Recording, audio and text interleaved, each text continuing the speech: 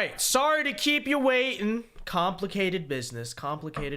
But tonight on the Vince Dow Show, we will be giving you live reaction and coverage of the Ron DeSantis 2024 announcement, which is set to begin here at 6 p.m. Eastern Time. So we have started just in time. Stick with us. We'll be giving you live coverage, analysis, and thoughts coming up next on the Vince Dow Show. Stay tuned.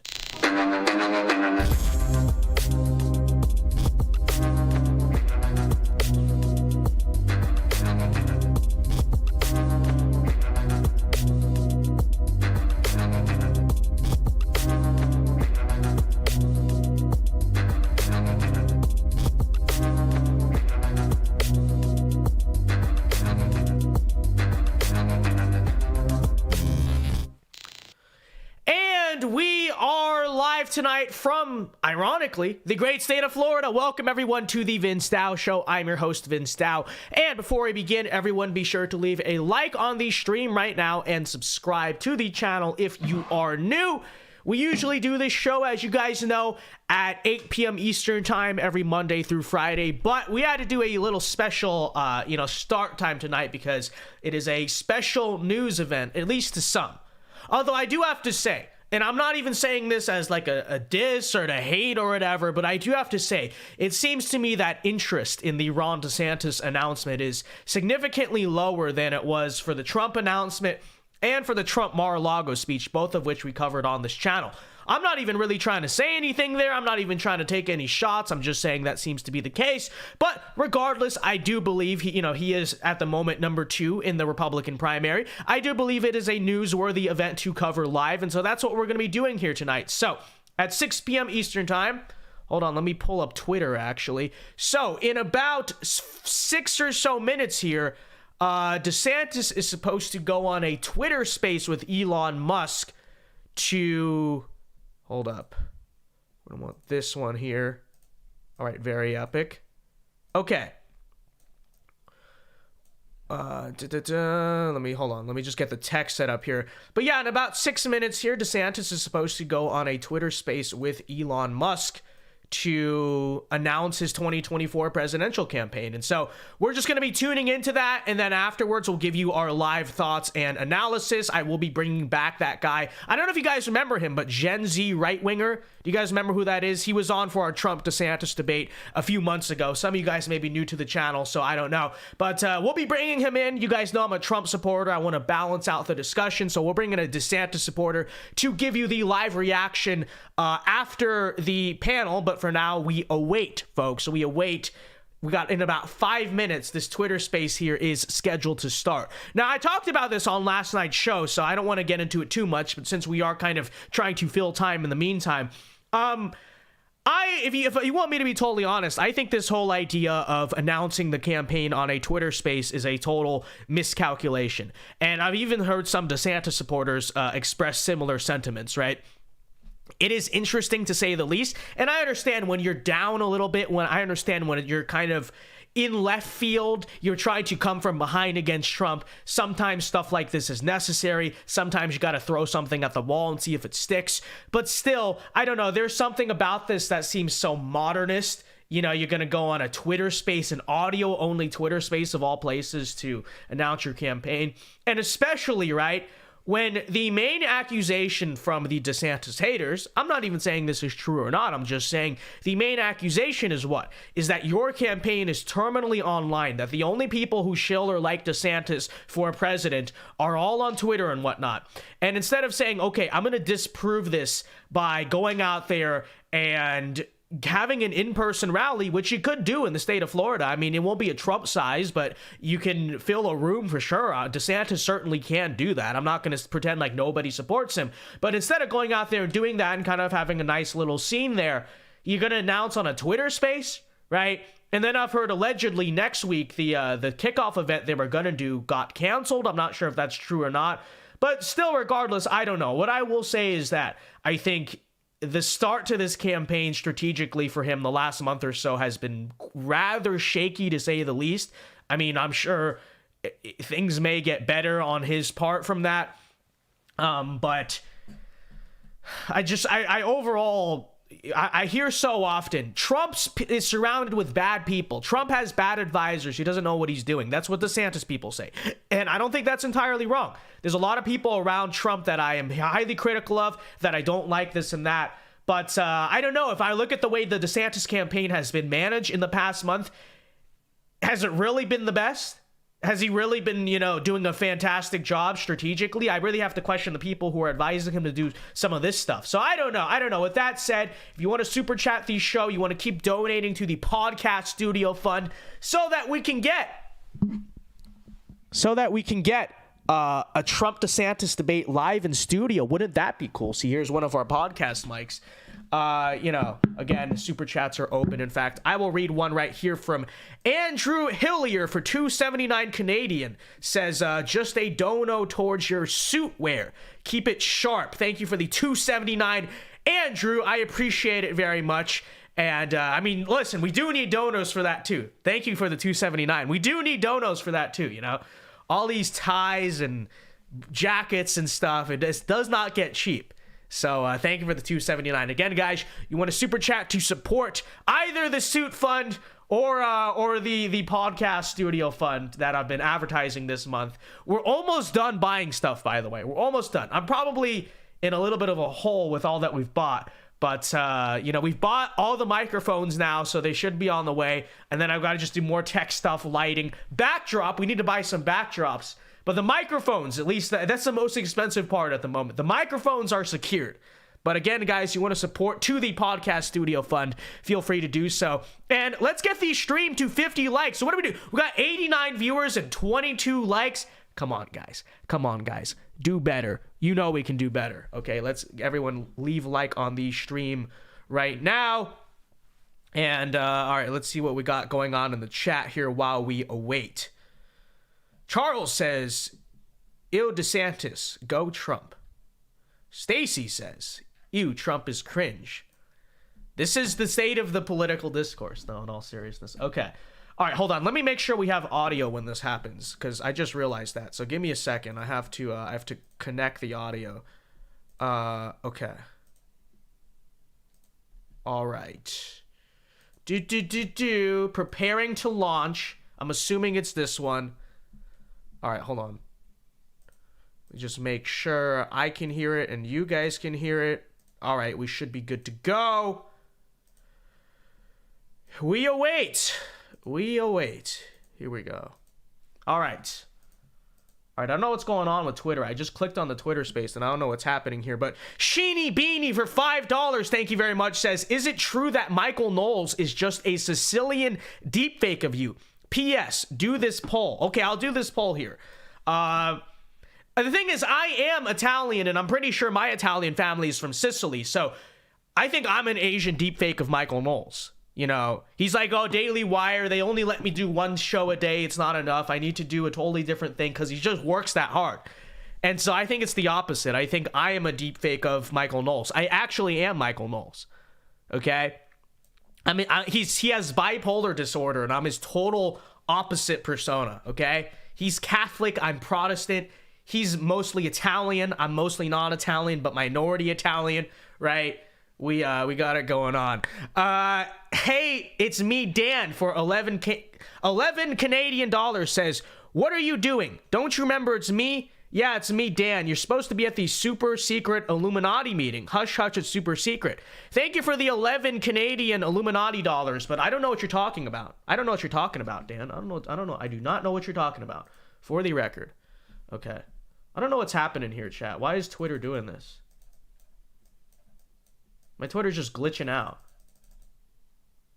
Hold on. Okay. I don't know what that was for. Okay.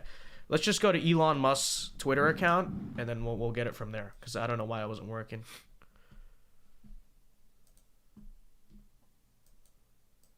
What's going on? Are you not able to listen to Twitter Spaces on desktop? Do I have to play it from my phone?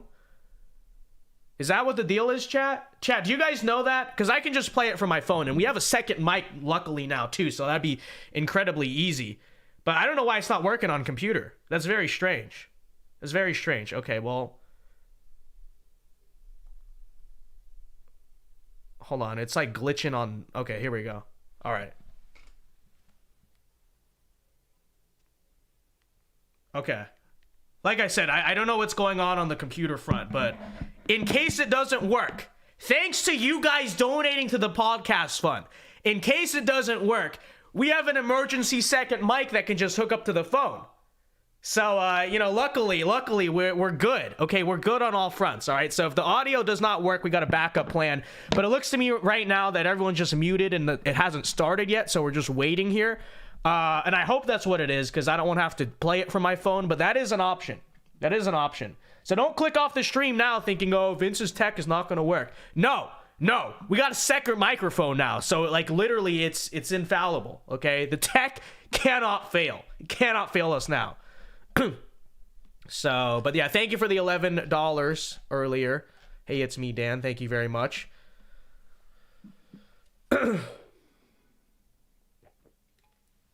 Not up yet. Twitter is not live. Well, like I said, we got it playing on 2 audio sources, so it'll work. I promise it'll work. If it doesn't work, then there's nothing I can do. Even though I'm the best technical producer on the planet, everyone knows this. My technical skills are unmatched. We've never had technical issues on the stream ever. They never occur. They just simply do not exist. Okay? So true. So true. All right, anyways. Arnie Hernandez for $2, thank you very much, says, do you think there could be another Great Awakening? Thank you for the $2, Arnie. I mean, that is the trend of our country. That is certainly the trend of our country. I think that as things in America become so consumeristic and materialistic that it's definitely... I'm not guaranteeing it will happen. That's all in God's plan. But I could definitely see the avenue toward it is what I will say. Okay, wait. I think. All right, here we go. It is working. All right, I do not have to play it from my phone then. All right, here we go, chat. Can I like make it full screen? Is that possible? No, I can't make it full screen. All right, we're gonna have to do it like this then. Okay, here we go. Ron DeSanctimonious is about to announce Meatball Ron. I'm just kidding. I'm not actually gonna use those nicknames seriously, but I do think they're kind of funny. Okay, I mean you gotta admit, Ron DeSanctimonious, does it make any sense? No. Is it really funny? You gotta admit, yeah, it kind of is. All right, anyways. Okay. All right. I don't think anyone is speaking yet, right? I hope not. Is there sound? Because I don't hear any sound. And I don't think that's just me. Let me see. Let me make sure. I don't want to be stupid where like no, there's no sound. No one has spoken yet. All right, so we await. This is not as ominous as waiting for an actual real life rally. I do have to say that. Okay, I do have to say that. It's like there's something about the grandeur of waiting for someone to walk out, right? Walk out, especially the way Trump comes out like a WWE superstar. Okay, but now we're just waiting. Oh, can the host on mic unmute, please? Can you please unmute? We're just gonna wait for everyone to unmute. I don't know. You guys know how I feel about it. I don't think this whole digital thing is fitting for... And I like, if I were Vivek Ramaswamy, is that how you say his name? I could see you trying something like this, but I don't know. Whatever. We're just waiting, okay? I'm filling time. Let's read some of the chat here. WWE, let's go. See, if I would vote for a candidate who came out like it was a WWE, that'd be fantastic. Could you imagine? Okay. That is a sick nickname, Ron the Ron the Sanctimonious. No,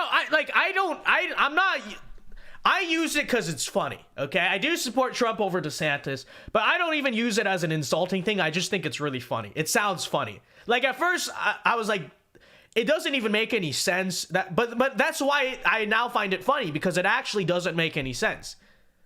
I don't even think Ron DeSantis is particularly that sanctimonious, although the ad he released yesterday, you could argue maybe. But, this is true. Ron the Sanctimonious. Rob DeSantis. Rune DeSantis. Okay. All right. Sheeny Beanie for $2 says, imagine if Trump returned to Twitter right now. Oh, here we go. Fantastic start. Fantastic start, ladies and gentlemen.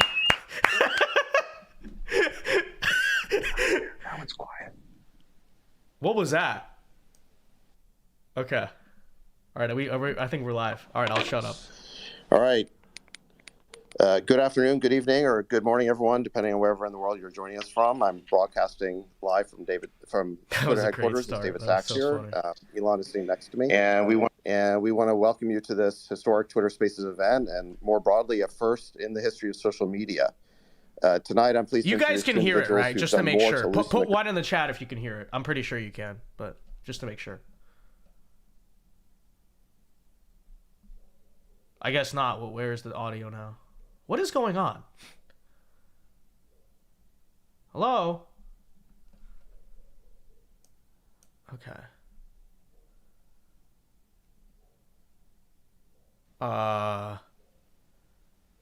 What happened to the sound? Is that a me thing, or is... I think...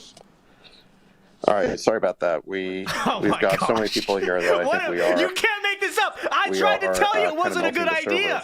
I said it was not a good idea to do this. All right, I'd like to just introduce the folks in the room here. I'll be so quiet. It's safe to say we wouldn't be making history without the man sitting next to me, Elon Musk. His decision to purchase this platform last year to restore it to its original mission as a beacon for free speech, and even to expose Twitter's past complicity with a government censorship regime, might have surprised many, but not those of us who've known and worked with Elon for nearly a quarter century. His commitment to freedom and now it's echoing. Are you serious? Upset the narrative control imposed on us by our government, elite institutions, and corporate media. Well, this is a go ahead and send a heart up if you want to say. All right, I'll be quiet. This is a disaster, though. Governor DeSantis first drew my attention and support when I saw how he responded to the COVID pandemic, and refused to believe what we now know to be the many falsehoods that government experts and their media mouthpieces were feeding us. He kept Florida's schools open and its economy thriving, while my state of California chose 2 years of learning loss and lockdowns that we have yet to fully... Okay, now it's out again. But Eli, to answer your super chat, I'm not criticizing him being on Twitter. I'm saying he should do an in-person rally and stream it to Twitter. Now his audio is out. Okay, just really quickly while we wait to answer, so I can answer the super chat. I'm not saying he should have gone on Fox News to announce either. I think he should have done an in-person event like a normal candidate and streamed it to Twitter. What I'm critical of is him doing a Twitter space audio only like this as his presidential announcement. So thank you for the $5, but it's not contradictory at all. Yes, I do think, like Tucker Carlson, he has a show. So yes, putting that on Twitter, I'd say, yeah, that's cool. That's a good, like, cutting edge thing. But a presidential announcement is something that's supposed to be traditionally done in a rally, especially when you're a big time political candidate like DeSantis is. And so it's not inconsistent at all. Because I would say that Ron DeSantis, if he did a real in-person event, should live stream it to Twitter. And that'd be a good idea. What I'm saying is not a good idea is this. That's what I'm saying. So thank you for the super chat, but it's not contradictory at all. Because I'm not saying he should have gone on a Fox News show to announce it either. I'm saying that someone of his size and stature and significance should have done an in-person rally. And as you can see from the way this is starting, I'm pretty vindicated. Yeah, I think so. Just to simplify. Thank you for dollar, and that's so true. This is what happens when 40 to 50-year-olds test the tech. Yeah, real.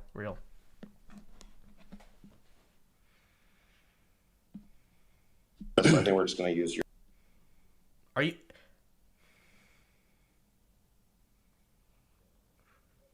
I think we're just going to use your... Really, guys?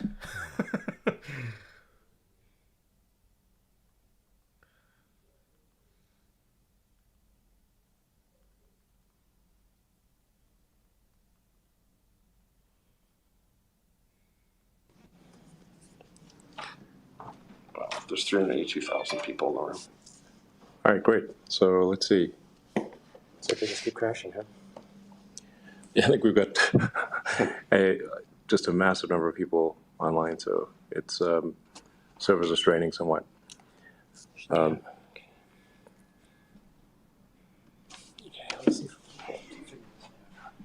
This is embarrassing. Even if you like DeSantis, you gotta admit this is embarrassing. I try to be as fair about it as possible, which is why I say an in-person rally would have been a good look for him, but this is embarrassing. I mean, you know, you couldn't have this figured out beforehand. You didn't do a test run, you know. And is anyone going to remember anything that this is like both from the Trump camp and from the liberal media and all this, all they're going to talk about with this announcement is, hey, well, look at how they couldn't even get the audio to work, right? Because the liberals want to make fun of Elon Musk. The Trump people want to make fun of DeSantis. And so this is all the headline's going to be, right? And they're going to make fun of this for several weeks to come. Someday. And there's going to be no boost. All right, here we go. All right, we're just reallocating more server capability to be able to handle the load here. It's really going crazy. So, obviously very excited to have Governor DeSantis make this. Okay. What is going on?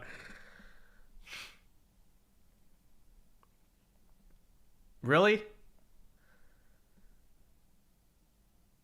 Like you guys, okay, even DeSantis supporters in chat. I get it, we disagree.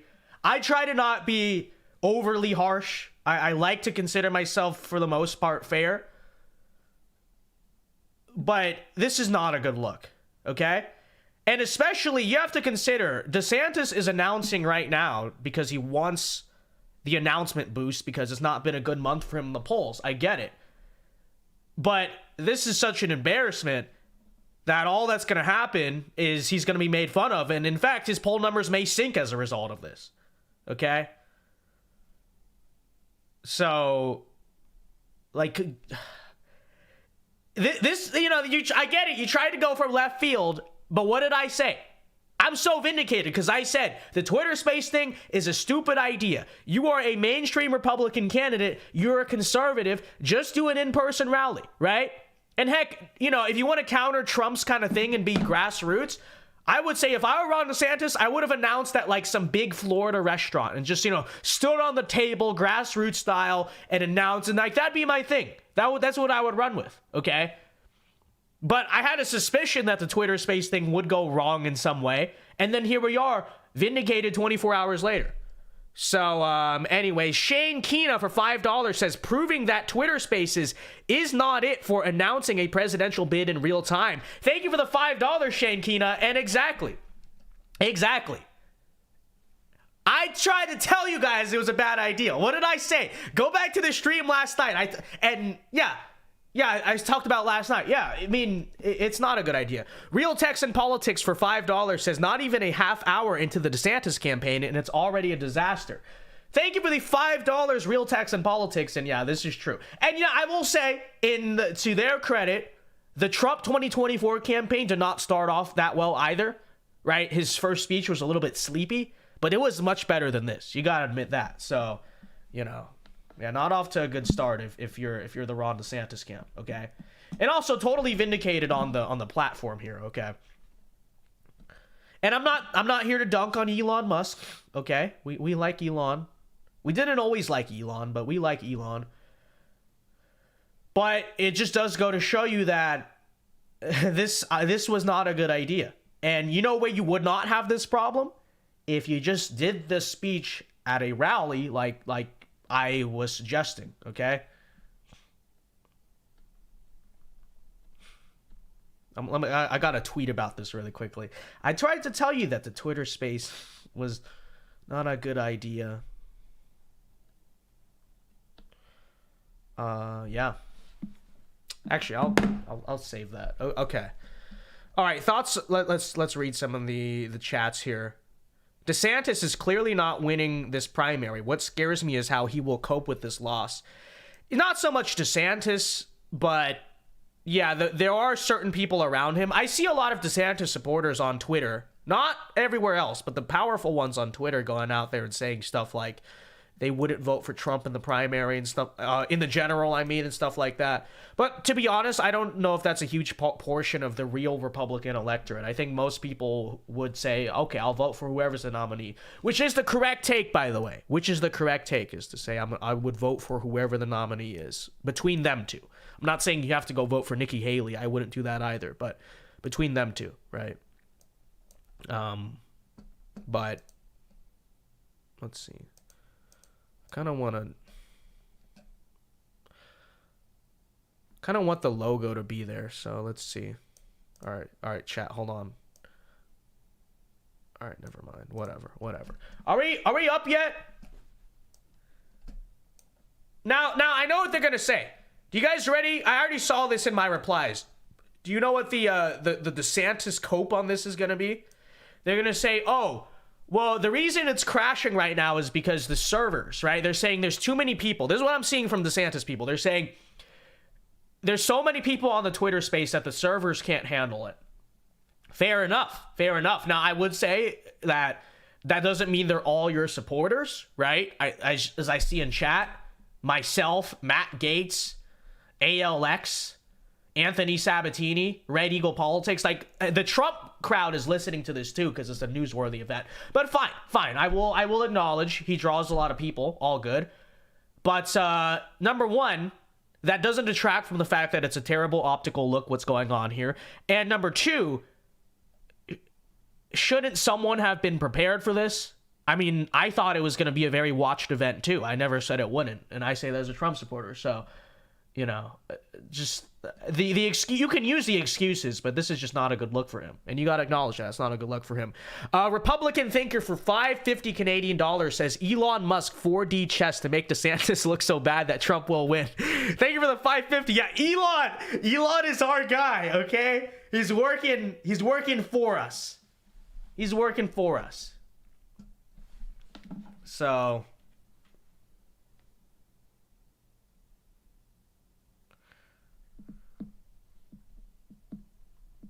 I'm gonna tweet this out. Huge technical problems.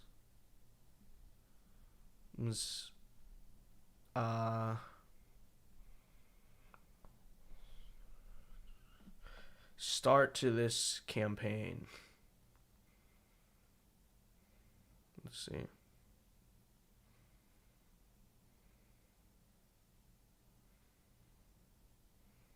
Huge technical problems. Can't hear anything. All right, there we go. All right, sorry for the pause. Sorry for the intermission. Had to make a post, okay? Your boy had to make a post. We got to keep the socials going. All right, anyways. Now you guys have my full attention. Elon works for Elon. Elon is just a troll. You know how he's always trolling? Well, he's just trolling DeSantis here, epic style. He's just like... Haha, what if I pulled the cord? That would be so funny, I think. Okay. Why would a bad Twitter space malfunction be defining for DeSantis? Why doesn't Trump host his own space and do virtual rallies from there? Well, to answer your question, it was because it was Ron DeSantis' idea to announce this on a Twitter space, which many of us said wasn't a good idea. I said last night, that's not a smart idea. It's not a good look. It's not really the best format to do it. You should do a regular rally like a normal person, like people would expect you to do, okay? So that's why it's a bad look for DeSantis, because this was DeSantis' whole idea. They ended the space. They ended the space, chat. It's because it was DeSantis' whole idea to say, I'm going to go from left field. I'm going to do something that was never done before and announce it on a Twitter space. Not live stream it to Twitter, which would make sense. Do it on a Twitter space and have Elon Musk do it, right? And I said last night, I didn't like the look of that. I don't think that's good optics. I didn't think it was a good idea. But, you know, if you're going to go out there and make the decision, this is how I'm going to announce my candidacy, and it goes wrong, yes, that is a bad look for you. Yes, people are going to make fun of you. And you know what? If I were to be quiet and just say, no, it's okay, which it's not, but still, you know who is making fun of it? A, the voters, and B, you can imagine the liberal media as well, right? Okay? And if we're going to be 100% fair about this, we have to understand that our candidate eventually, once they get the nomination, is going to have to go up against like liberal media and stuff like that. And, you know, you can't have this stuff. You can't be doing this stuff. I don't know what you want me to say. Like, it's objectively not a good look. It's a disaster. And you can say, I don't care, but we know how electoral politics works, okay? We know what happened to Gerald Ford when he fell off the plane. We know how much they made fun of Donald Trump for walking awkwardly down a ramp, you know? Like, stuff like this does get memed, it does get made fun of, and if you're mad at me doing it, then you better imagine A, what the voters are doing, and B, what the real news media is doing about it, okay? And I'm here analyzing, saying it's not a good look, okay? Maybe you don't care, but I guarantee you the vast majority of people out there are in some ways laughing or whatever it is about the situation. All right? And I don't even know what's happening here. They just ended the space, and I'm going to quote tweet this. What the heck was that?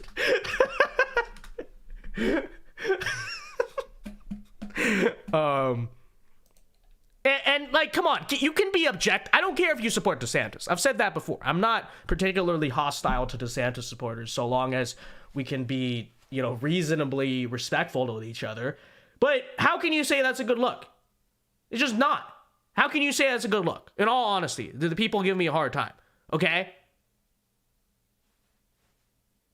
Like, and before you say, well, you don't criticize Trump. Yes, I do. Yes, I have entire videos criticizing Donald Trump all the time. Okay? And he's not exonerated from criticism. But you guys never notice that. You only notice it when I say that's a bad look for Ron DeSantis. And they're like, you're a Trump coldest, you're this or that. No. I'm being objective about the situation. And frankly, if you were objective about it, then you would realize that, I don't know, whatever the heck just happened is not a good look for him either. Like, I don't know why that's so difficult for people to comprehend. I don't know why you have to make so much cope about it, okay?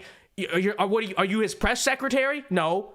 So you can acknowledge that it's a bad look for him as any normal human being would, you know? But you know, here's the thing. Here's the thing, though. Let's say, oh, but can't technical problems happen at a real rally too? Sure. But let's say that the microphone goes out at his actual rally. Would that be as easy to make fun of? Or would he be able to kind of play off of it and then just speak to the crowd or get a new mic, whatever? You see what I'm saying, right?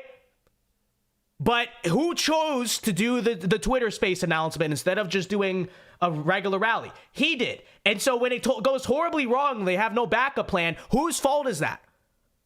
I guess partially Elon and Twitter, but really it's Ron DeSantis who chose to do this. And so yeah, it's a bad look for him, and I'm not going to pretend like it's not. And I don't know why that's hard for people to understand, you know? All right, anyways, $1 for $2 says, plot twist. This was going to be a Trump endorsement. So true, $1 for $. Thank you for the 2. Eli for $5 says, I'm in the Midwest, hardcore Trump. Nobody I talk to in real life wants Trump to win the primary. They'll vote for him if he gets it, but none of them are excited. Thank you for the $5, Eli. I mean, I don't know. That's the people in your life. I don't know. Who knows, right? Who knows? I mean, I don't know if you're suburban, whatever. I mean, back in California, most of the people I know want DeSantis too. But also, you see the polls. You see the polls, right? So, I mean, really, it is what it is, you know? Then let's see how the primary goes in the Midwest, right? Let's just see. $1 for $. Real Texan Politics for $2 says Biden is already capitalizing off of this disaster. Yeah, exactly. Thank you for the $2, and thank you for pointing that out, Real Texan Politics. All you DeSantis people can say, you're just piling on. But you know what? This is your candidate. This is the candidate that you want to take on Biden. And you know who else is making fun of it? Not just Trump people. Media. Joe Biden himself, right? So you can say you're being bad faith, which I'm not. I'm just saying it's not a good look, and he's the one who chose to do it. But you can say you're not being good faith. You're not this or that. But again, folks, who, if Ron DeSantis wins the primary, who is he going to take on? We know. Who would and already is making fun of him? We know.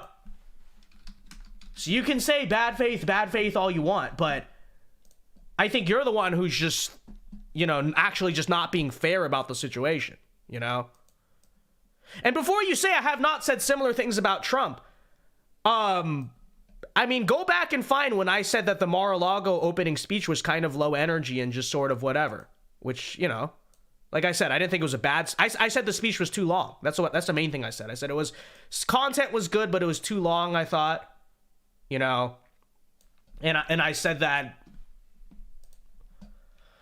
I've said in the past... Let's see what he's saying about it. This link works. You see that? When Joe Biden is making fun of your technical problems, it's not good.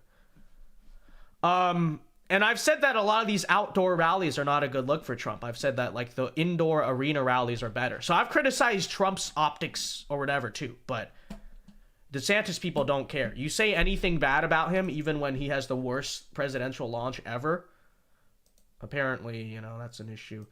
Spaces, details not available. All right. So they started a new space, but they won't, let me in it. So let me see if I can play it on my phone or something. Let's see here. All right.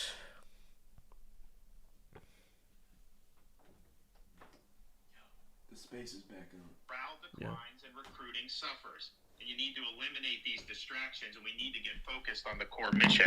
We also cannot have true constitutional government if the most significant issues are decided by the whims of unelected bureaucrats rather than the people's elected representatives. Okay. Reestablishing integrity in our institutions means we must reinvigorate our constitutional system by returning the government to its rightful owners, we the people. No social or economic transformation without representation. Truth needs to be our foundation. Common sense can no longer be an uncommon virtue. And in Florida, we proved it could be done. We chose facts over fear, education over indoctrination, law and order over rioting and disorder. We held the line when freedom hung in the balance. And we're thriving as a result. Florida is the nation's fastest growing state. We're number one in net in-migration, number one in new business formations, recently ranked number one in education. We have a 50-year low crime rate and one of the lowest tax and debt per capita in America. But we also understand governing is not entertainment. It's not about building a brand or virtue signaling. It is about delivering results. And our results in Florida have been second to none. We can and we must deliver big results for America. I pledge to be an energetic executive that will take on the important issues. Biden's pursued inflationary policies that are hurting working people. We will reverse those policies and we'll build an economy where working Americans can achieve a good standard of living. Biden's opened the southern border and allowed massive amounts of drugs to pour into the country. We'll shut down the border, construct a border wall, and hold the drug cartels accountable. Biden's embraced medical authoritarianism, such as unconstitutional COVID vax mandates. We will ensure that those violations of liberty can never happen again.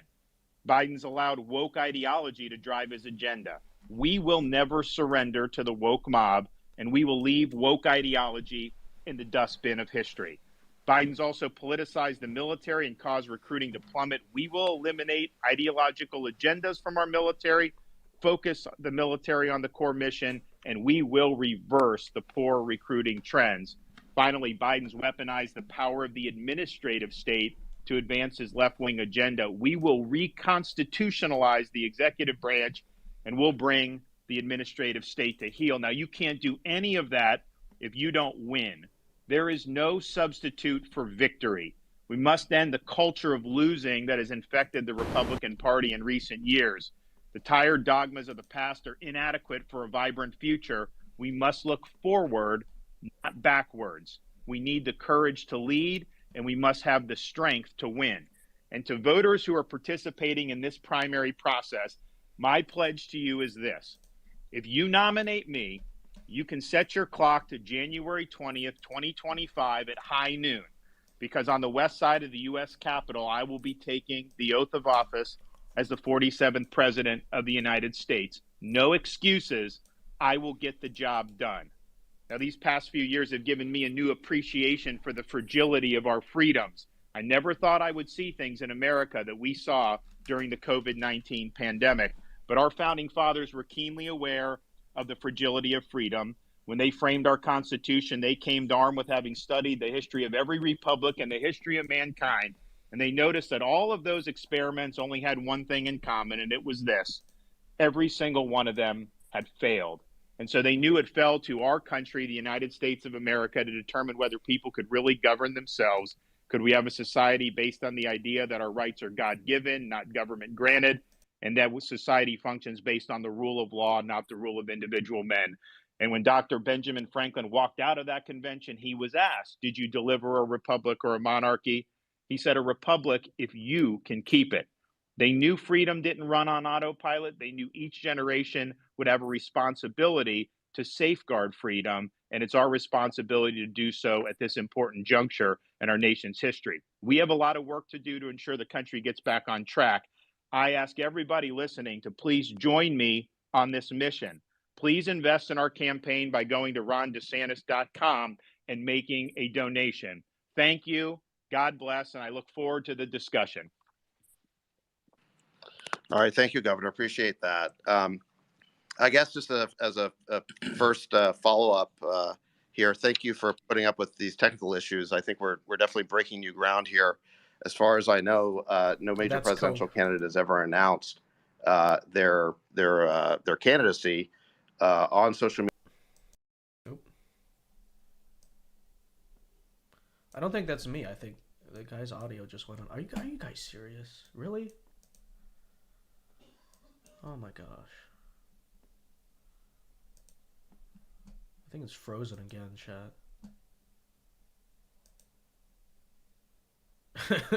Wait, it just kicked. Okay, let me see if it's working on mobile. Alright, let's see. It just kicked me out. Alright. Let's see. I'm playing it on my phone and I don't hear anything either, so I think it's just not working right now. Well, there we go again. There we go again, chat. Oh my goodness. There we go. About all these different things that we had to navigate there during COVID, and it was an orthodoxy being enforced by the major tech platforms in conjunction with the federal government. At least we have audio. We can't have an honest debate in a free country about issues that affect hundreds of millions of people, like lockdowns. Then what good is the First Amendment, at that point? Those are precisely the times when we needed to have debate be robust. You should not be taking down articles that criticize those draconian policies, and yet that's exactly what happened. So it occurred to me that if that had continued, I think free speech in this country was on its way out the door. And so when Elon Musk stepped up to purchase Twitter, he paid a lot of money for it. And I'm sure because he's a good businessman, Elon, I'm sure you'll... Bro.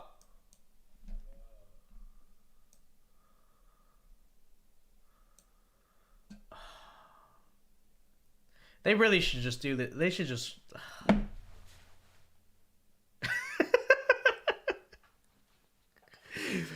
You know, you would think I'm producing the audio for this. This is what you would think, okay? This is 524, chat. This is the incident of 524. Literally.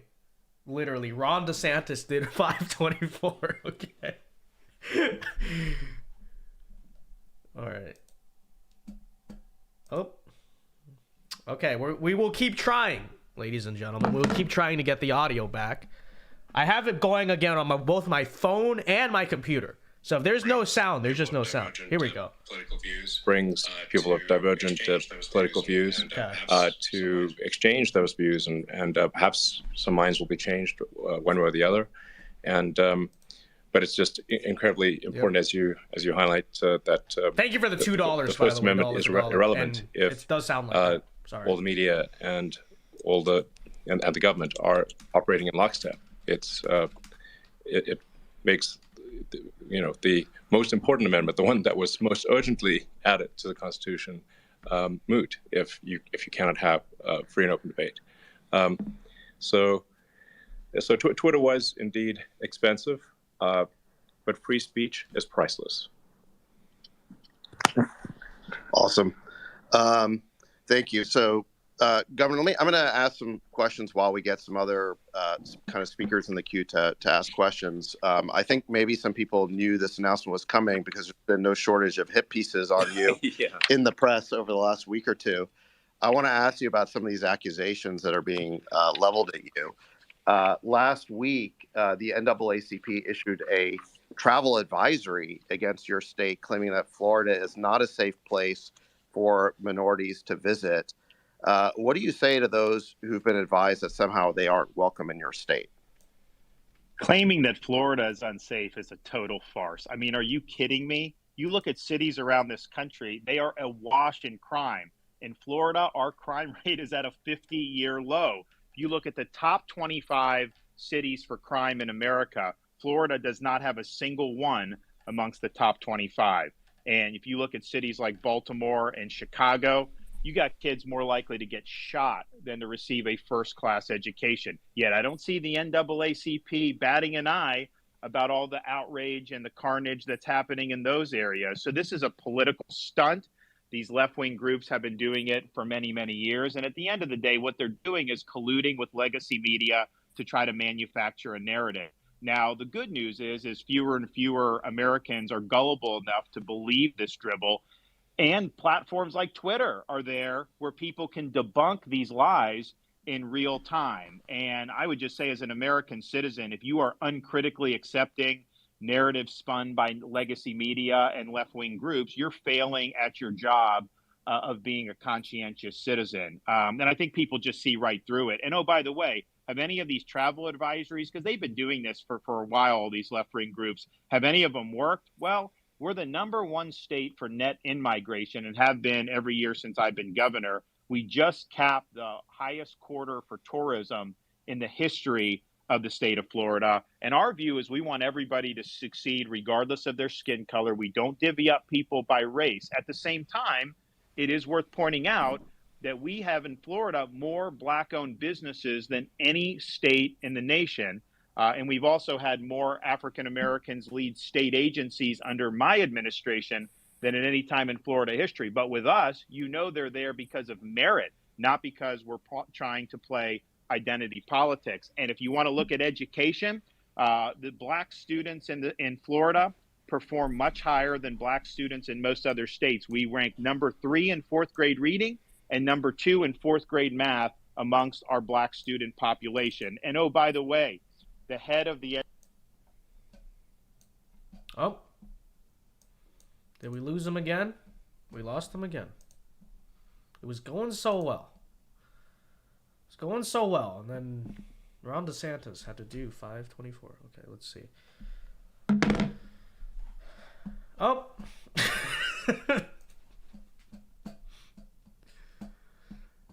It was doing okay. It was going okay. Finally. And then here we are once again. All right.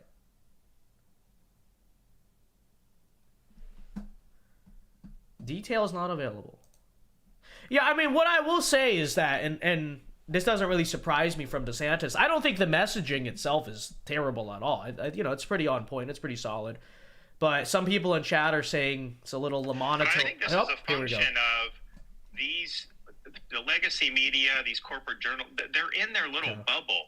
And to draw allusions to stuff like that, I mean, how crazy do you have to be? But in their little bubble, it sounds like they're making some type of profound point. And so part of, I think, what Twitter is standing for is people should be exposed to different viewpoints. And I think the elites in our society have tried to cluster themselves to where their assumptions are never challenged. And that's not a good way, I think, to live. It's also not a good way to be a critical thinker, because no one's ever going to question, obviously, wrong assumptions, because everybody around you shares them.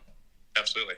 And I think they become totally hysterical because they don't like the idea that their control over the media is being, disintermediated. Yeah. Because now, candidates for president can just speak directly to people through platforms like Twitter.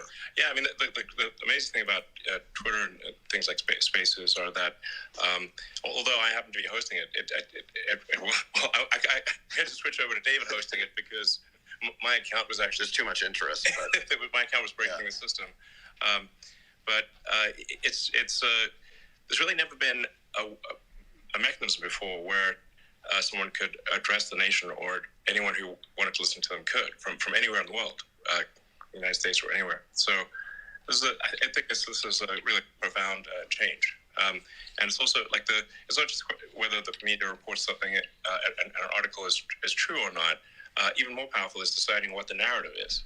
And so, it's just like, if there's only so much you can actually fit in a newspaper or a magazine, and there's only one thing you really put on the cover of a magazine. So that whoever's deciding that is deciding to not talk about other things.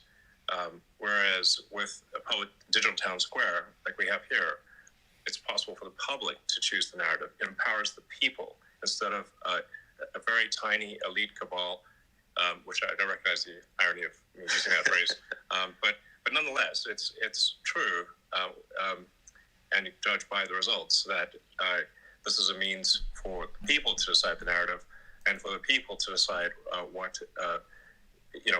which way a debate will go.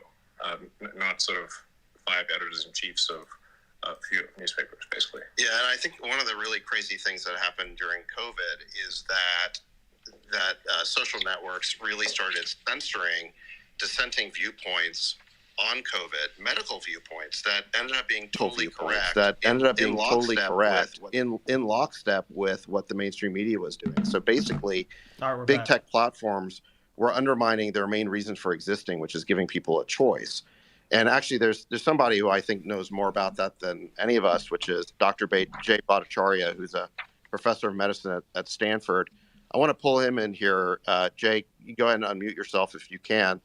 It'd be great to hear from you. I know that during COVID, you worked with Governor DeSantis. It'd be great just to hear a little bit about your interactions and if you have a question for the governor. Yeah, thank you, David. Yeah, I mean, it was an absolute honor to work with Governor DeSantis, and I was really impressed by his decision making in the face of an absolute firestorm of criticism. But Governor, you did the right thing when you opened the schools. And my kids in California for a year and a half didn't see the inside of a classroom, whereas Florida kids were in school. And you can see it in the results, and the learning loss numbers are so much better in Florida. I'm really curious, Governor, as you're running for president, what are your thoughts about reforming, the public health authority in the United States and the federal government, the CDC, the FDA, the NIH? How do you see the reforms we need so that the mistakes of the lockdowns that happened during the pandemic don't happen again when there's another pandemic? Well, first, we need an honest reckoning about what happened during COVID. And the only honest reckoning is that all of those agencies, all of the elites, the public health establishment, they failed. They instituted bad policies. He's obviously reading. Obviously, it's a novel virus. Thank you for the 550. What happened was when the data was becoming more and more apparent that the path they were on was wrong, they doubled down and wanted to do it even more. And I really believe had Florida not just kind of stood in the way, I think this country would have had rolling lockdowns for probably a 2-year period. And so their impulses were authoritarian. They were not following the data.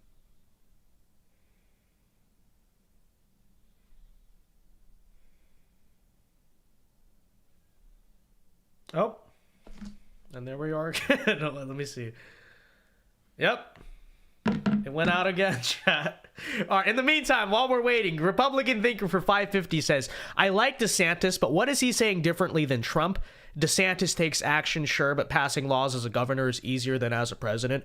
Me too. I like DeSantis. I don't think the messaging in this announcement is that bad at all. But, he is clearly reading, which is strange, right? It's supposed to be a Twitter space. It's supposed to be like a live interview more so, and you can hear him. He's reading off a script. I think he may even be. Let's see if it's working again. It's not working again. I think. Oh, here we go. Public policy. Okay. Thanks for the so much of the federal government infrastructure went into suppressing honest scientific discussion during the pandemic. So it's not just public health agencies, but other agencies inside the federal government that worked to suppress the speech of Americans. And I'd love to hear your thoughts about it. No question. So I'm actually in Florida. We recognize the danger there. So I'm actually going to be signing a digital bill of rights for Florida pretty soon, which will bar all state and local government officials from colluding or working with a technology company for the purpose of censorship of speech.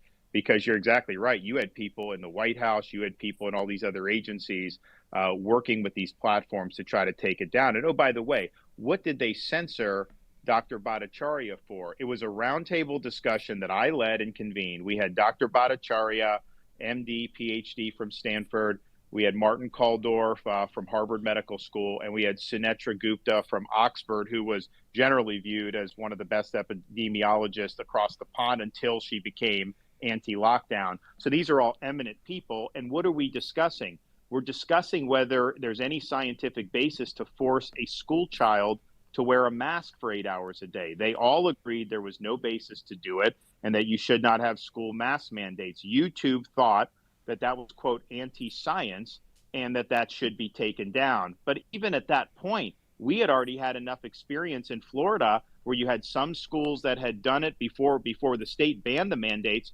You had some schools that had done it, some schools didn't, and the results were no different. And yet his video was taken down by Google YouTube. So it was a huge, huge problem. And yes, I think the federal government, FBI, DHS, any of the health agencies, it's unconstitutional for them to be delegating speech restriction to a private company. You can't do indirectly what the Constitution would clearly forbid you to do directly. Let me pull in. We have Congressman Thomas Massey. If you're there, go ahead and unmute yourself. I mean, what we're talking about here is, I think, really unconstitutional actions by federal agencies. Congressman Massey, I know that you've been involved in this problem of government agencies being weaponized and used against the American people in an inappropriate way. Do you have a comment on this? And do you have a question for Governor DeSantis? Well, first of all, let me say a big thank you to Elon Musk for buying Twitter and exposing all of this. On our weaponization committee, we wouldn't know so much of it if he hadn't done this, almost as a public service to the First Amendment. It's a disturbing trend. Government, as the governor said, the government is colluding with big corporations. We found out this week from an FBI whistleblower that Bank of America voluntarily gave names of and information on anybody who bought a hot dog in Washington, D.C. from January 5th to January 7th, and then overlaid that with gun purchases that they had on record anywhere in the country for any period of time. And just, they say they voluntarily gave that to the FBI. So that's disturbing to me. By the way, I've never met Elon Musk, but I'm one of your biggest fans. I'm the first congressman to have a Tesla. I'm on Starlink, and I would have bought a Powerwall, but I'm off the grid, and you wouldn't sell me one, so I had to make one with a wrecked Model S, and it's been running our house for 5 years. But my and just for the record, I was with Thomas our first year in Congress. He's got the Tesla, but his license plate is Kentucky Coal. So it's he's probably one of the only people that have that in the country. Thanks for outing me, Governor DeSantis. But no, so Governor DeSantis, my question to you is, you served here in Congress for 6 years with me.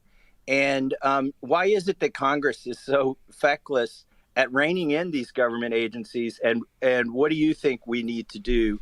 And if you were president, what would you urge Congress, or what bills would you like to see and sign to rein in this, sort of overreach of government bureaucracy?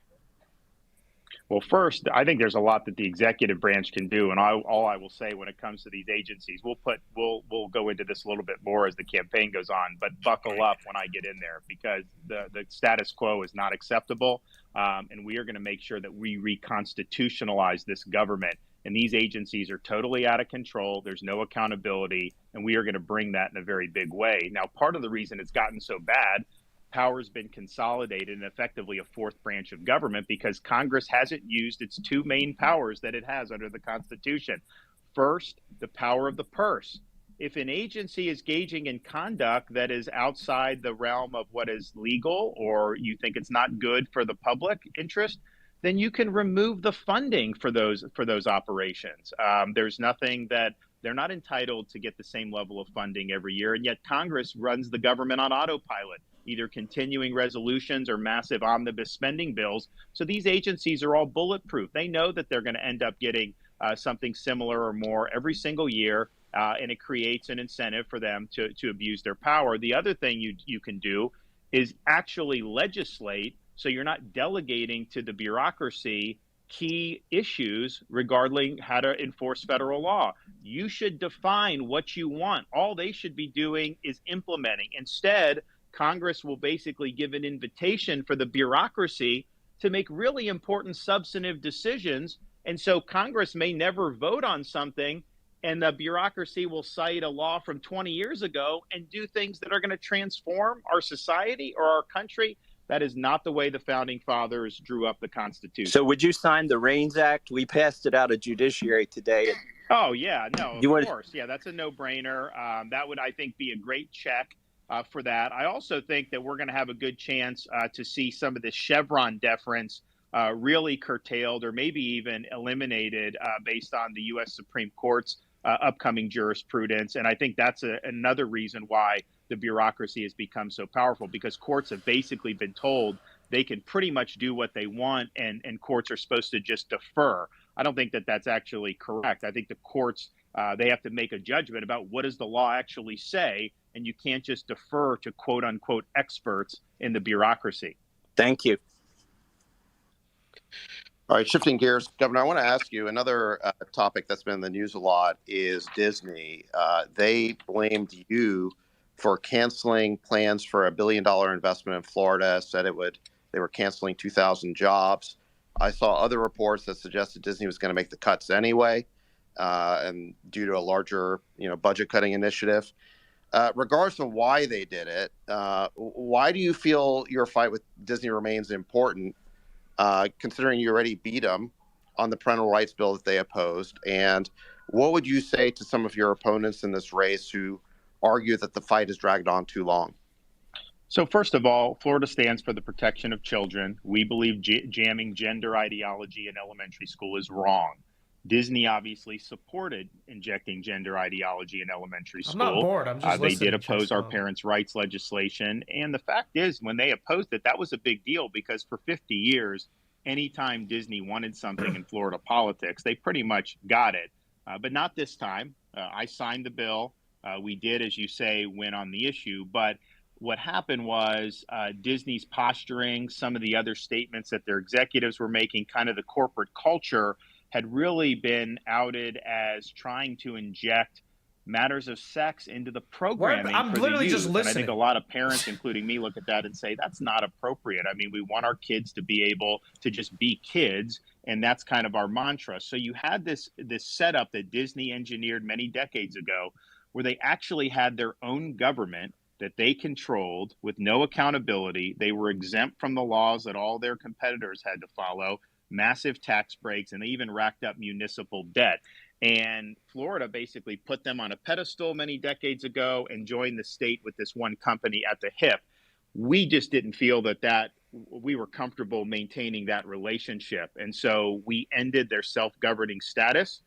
So Disney has to live under the same laws as everybody. They got to pay the same taxes as everybody, and obviously they'll be responsible for those debts. So the reason why there's a, quote, fight is just because they filed a lawsuit against the state of Florida trying to get their special privileges reinstituted. But I don't think that that's good policy. And I think some of these Republicans that are taking Disney's side, they're basically showing themselves to be corporatists, because these are all corporate goodies.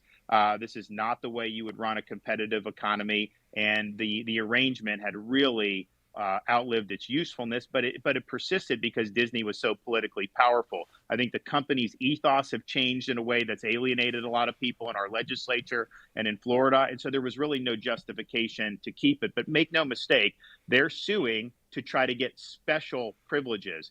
People are making money in Florida hand over fist because we have a great business climate. That's not good enough for them. they want to be treated differently than Universal and SeaWorld, and we don't think that that's appropriate. So, I think that they should withdraw the lawsuit, but obviously we're going to defend our actions because we think we have the right to do what we did. It's funny. The media used to criticize Republicans for being in the pocket of big corporations, and now they're attacking you because you're not. Well, not only that, David, it's interesting because the media in Florida for years had hammered Disney, and they would point out like that this was not a good arrangement because Disney was not accountable to anyone. I mean, when the state control board took over this district, the firefighters came to the board and they said, "Hey, we weren't getting survivor benefits for some of these widows." And so the state control board actually paid out some of the benefits that they were getting stiffed on.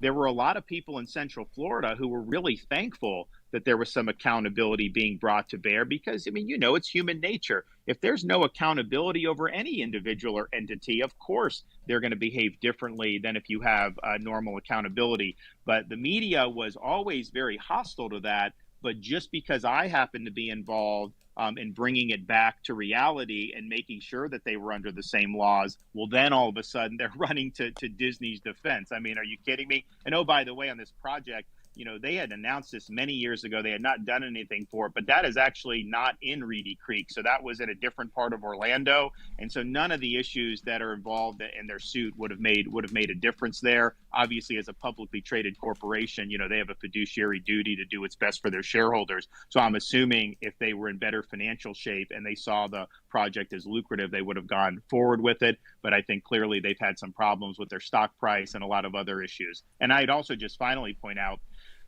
nobody probably has made Disney more money than me because they were open during COVID and they were closed in California. And that went on for many, many months, where literally I had all the theme parks in Florida opened in 2020.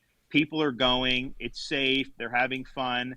And the California parks were closed. I think they were closed for over a year out in California. So we were, I think, a much better place to be doing business, certainly since I've been governor.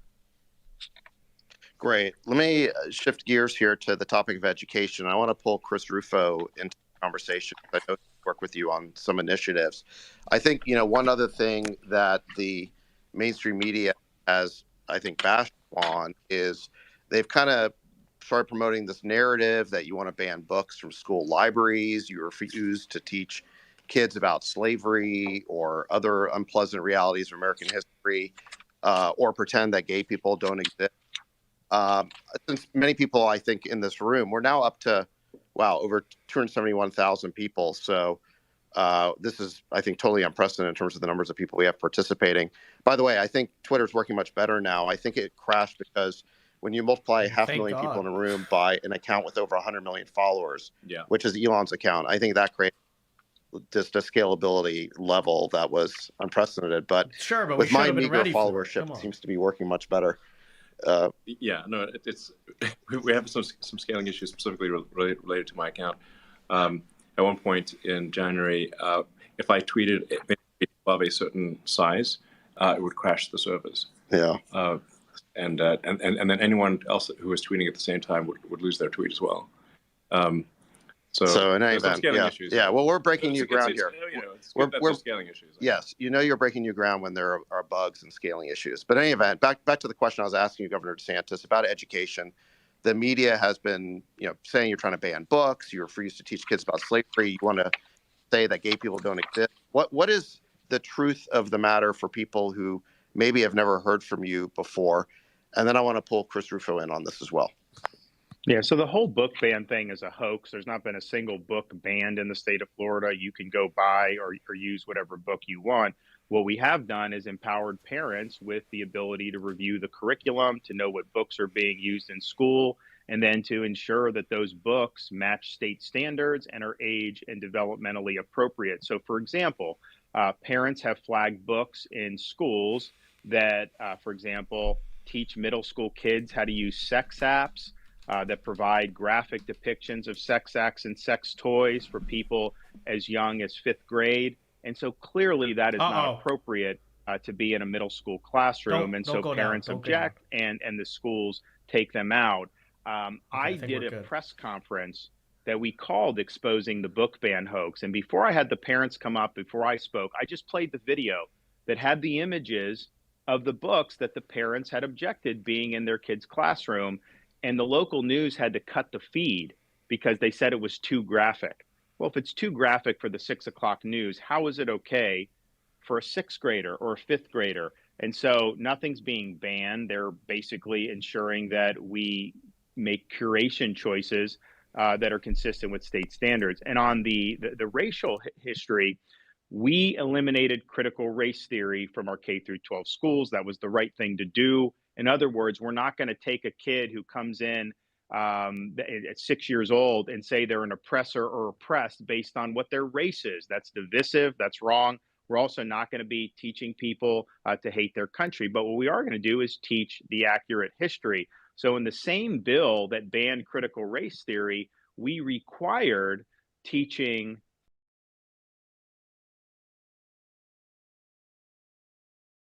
Okay. I was going to type something in the chat, but I guess we got our momentary intermission of technical problems as we've gotten all night. Yep.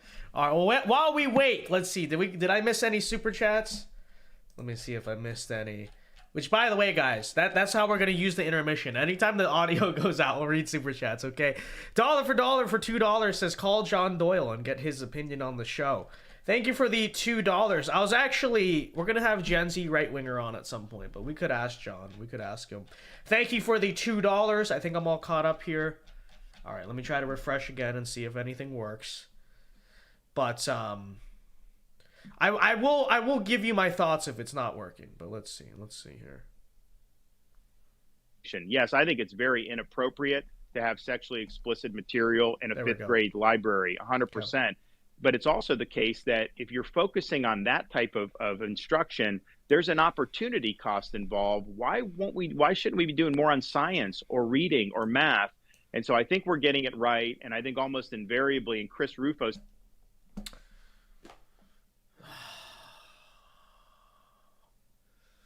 All right, as I was saying, besides the tech stuff, which people are going to keep... I know all the DeSantis people are going to say it's not a big deal. It is a big deal, okay? Like, we're actually trying to listen, and it's not a good look, and everyone's going to make fun of it. With that said, talking about the substance of it, I'll tell you what I think the issue is with DeSantis' candidacy. It's not his messaging. I know people will poke holes. I think this messaging is pretty good. It's pretty solid, and I think, for the most part, DeSantis' message... Oh, are we back?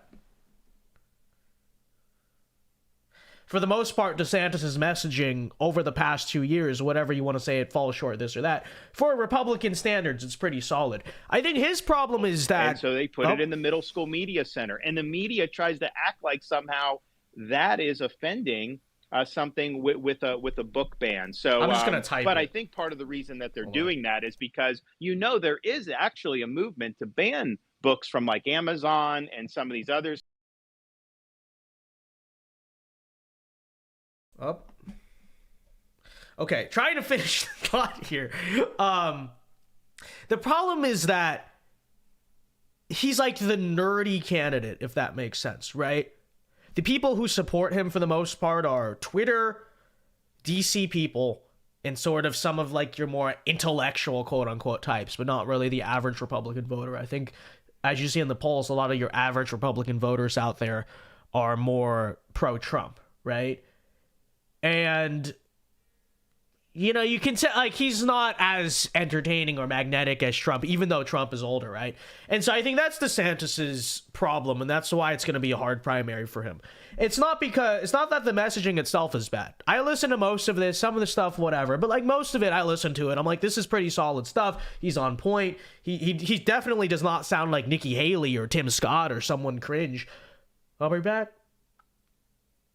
But, in a primary, I think when the actual people have to go to vote and it's not arguments on Twitter, I don't know if DeSantis has just the it factor to overcome Trump.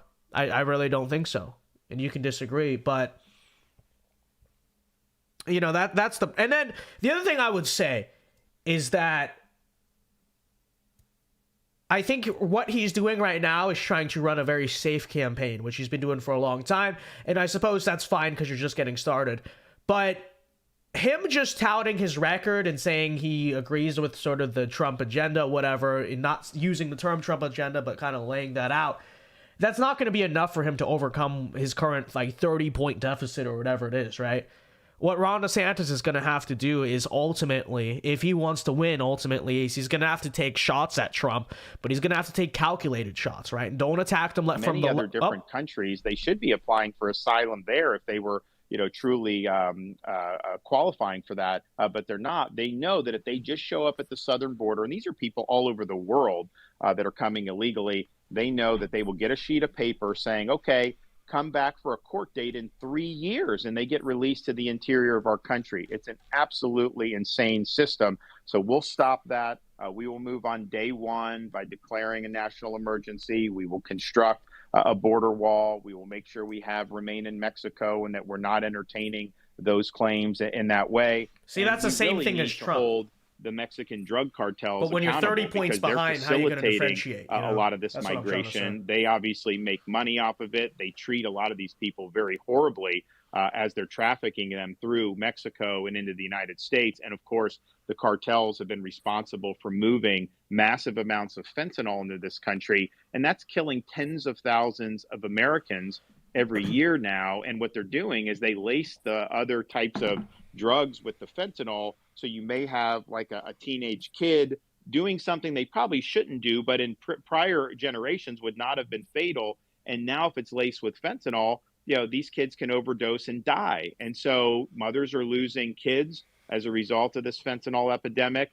And I just don't think you could allow these criminal organizations to continue poisoning our population. So it'll be a day one issue. We will bring overwhelming amount of resources to deal with it. And we are going to stop this insanity once and for all. There's a, I think, follow-up question on immigration from Steve Dace, who is a national radio personality and I think an important commentator in the great state of Iowa. Steve, do you have a comment or question? I think you just need to unmute.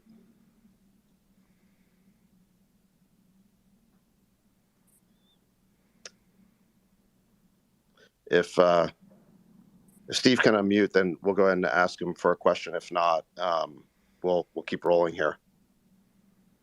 All right, 3, 2, going, gone. I'm there, all right, guys. sorry, Steve. I'm there, guys. Oh, there you go. He is. All right. Yeah, my bad. First of all, I want to echo what Congressman Massey said shout out to Steve. Elon. We like Steve.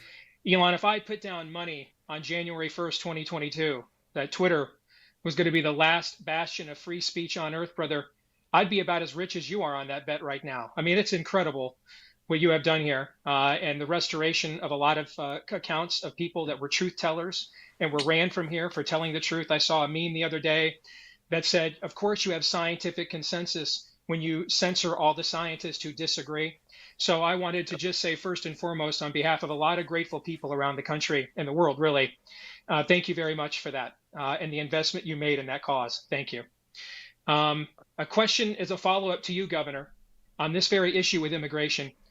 We have heard a lot over the years, lock her up, drain the swamp, going to build a beautiful wall, Mexico's going to pay for it, and crowds cheered, and everybody loved it, and brands got built, and nothing got done.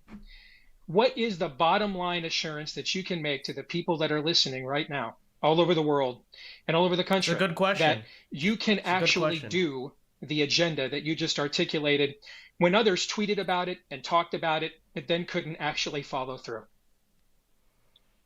It's a great question because I share that frustration. I think even my worst critics in Florida will acknowledge when I tell people I'm going to do something, I don't make promises or say I'm going to do something lightly. I've thought it through, and I know that I am going to follow through on what I tell people I'm going to do. So this is one, there will be follow through. Number two, I understand the different leverage points that you would have under Article 2 of the Constitution. I studied that a lot at becoming governor about Florida's Constitution, doing the same thing for the federal Constitution. And you've got to know how to use your leverage to advance what you're trying to accomplish. So, for example, there's leverage that we can use vis-a-vis Mexico that I think presidents have not been willing to do. I think sometimes for political purposes. But I'll look at, okay, what are all the variety of options we can do? Which buttons can I push? And I will do that to be able to bring this issue to a conclusion once and for all. We had Hurricane Ian come through Southwest Florida, Category 4 plus storm, September of 2022, and it did a lot of damage. But one of the things it did, it knocked out a bridge going from the mainland to Pine Island, and it severed the Sanibel Causeway in 3 different locations. And the locals were being told it's going to take 6 months to get that stuff repaired. And so they came to me, even though these were not state-owned bridges, and they said, can you help us? And I said, okay, I'll do. No! we were doing it. I forgot for a moment. I forgot we were having technical problems.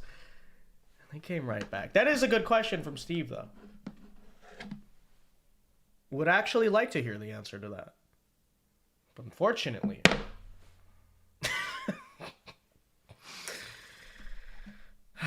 What are we gonna do? What are we gonna do, chat? What are we gonna do with this guy?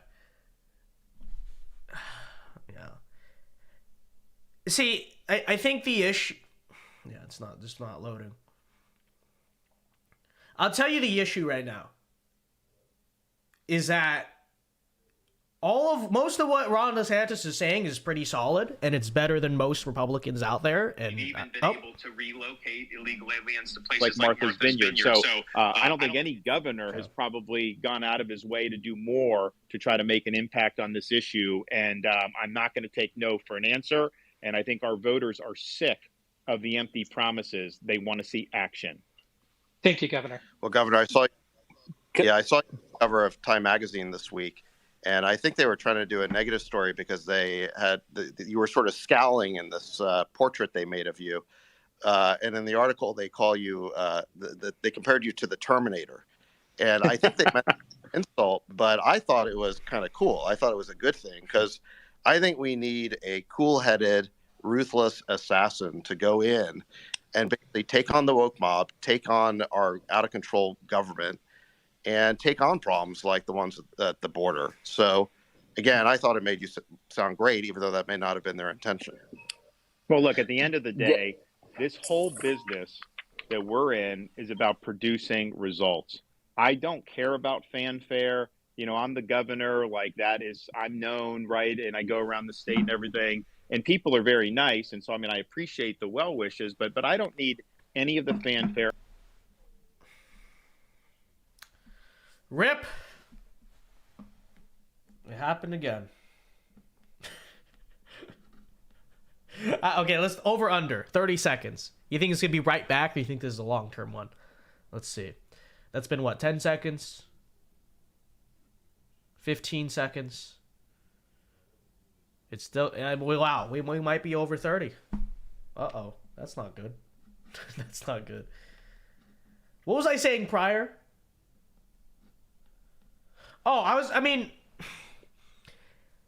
if you're going to overcome a 30-point deficit or whatever it is right now against Trump, he's going to need more than this, right? It's not that it's bad messaging, but it's not groundbreaking, right? Nothing he's really saying is like shaking up the system or shaking up the discourse.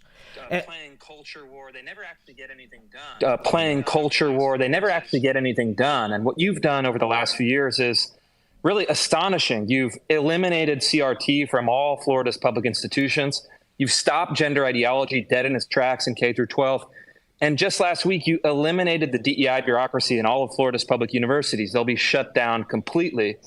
And I think what you've done is established a blueprint for fighting back against the left's long march of the institutions and making sure that those institutions reflect the value of Florida voters, not left-wing activists and the partisan press. So my question for you is, you know, D.C. is another animal. It's quite different, the scale of the federal government. And good question. How are you going to deliver results? And what is your culture war strategy facing down the swamp in D.C.? Good question. Well, some of it is similar in this respect. When we're taking on things like DEI, you get blowback from legacy media and the far left. But that's an example of an issue where they are out of step with the vast majority of Americans. It's not just Republicans. It's independents and a lot of Democrats, because you think about if you're a parent and you've got kids, you want to know when they apply to college, they're going to be judged based on their merit, and they're not going to be roadkill in some type of woke Olympics where they didn't fit some category and so they're denied opportunity. They want to make sure that achievement matters. And so we get a lot of quiet support for a lot of those things. And so I think what I do, just because, look, I'm a blue collar kid. I grew up in the Tampa Bay area, working minimum wage to get through school. You know, my grandfather worked in the steel mill in Western Pennsylvania. I just know instinctively kind of what like normal people think about all this stuff. And I have a good sense of when the legacy media and the left are outside of where the average American is, because people want you to be using common sense. And things like DEI, I mean, when I was growing up, I think things were better because people were actually told you should try to get along. Now they're told you need to segregate. And it's just crazy that they're trying to do all this stuff. So by eliminating that, there's a lot of people that were really happy about that, including people that certainly are not traditional Republicans. And I think there's similar issues when you do in the federal level. It's also the case that there are some tools at the federal level that we don't necessarily have at the state level. For example, some of the problems with the university and the ideological capture, that didn't happen by accident, can trace back all the way to the accreditation cartels. Well, guess what? To become an accreditor, how do you do that? You've got to get approved by the U.S. Department of Education. So we're going to be doing alternative accreditation regimes where instead of saying you will only get accredited if you do DEI, you'll have an accreditor that will say, we will not accredit you if you do DEI. We want a colorblind, merit-based accreditation scheme. And so as president, controlling that agency, you can then approve other types of accreditation. So I think part of it is just knowing where are all the pressure points? How does it get to the point that we then see and that somebody like you will run a report on? Like when you see some of the outrageous stuff that's generated in some sociology department at a university, that didn't just happen out of thin air. There's a reason why we got to that point. And I think that there are some tools with the federal government where you can push back and try to get these institutions moored in a more foundational direction about, hey, we're pursuing truth here. And we're not here to try to impose one niche ideology on the entire student body.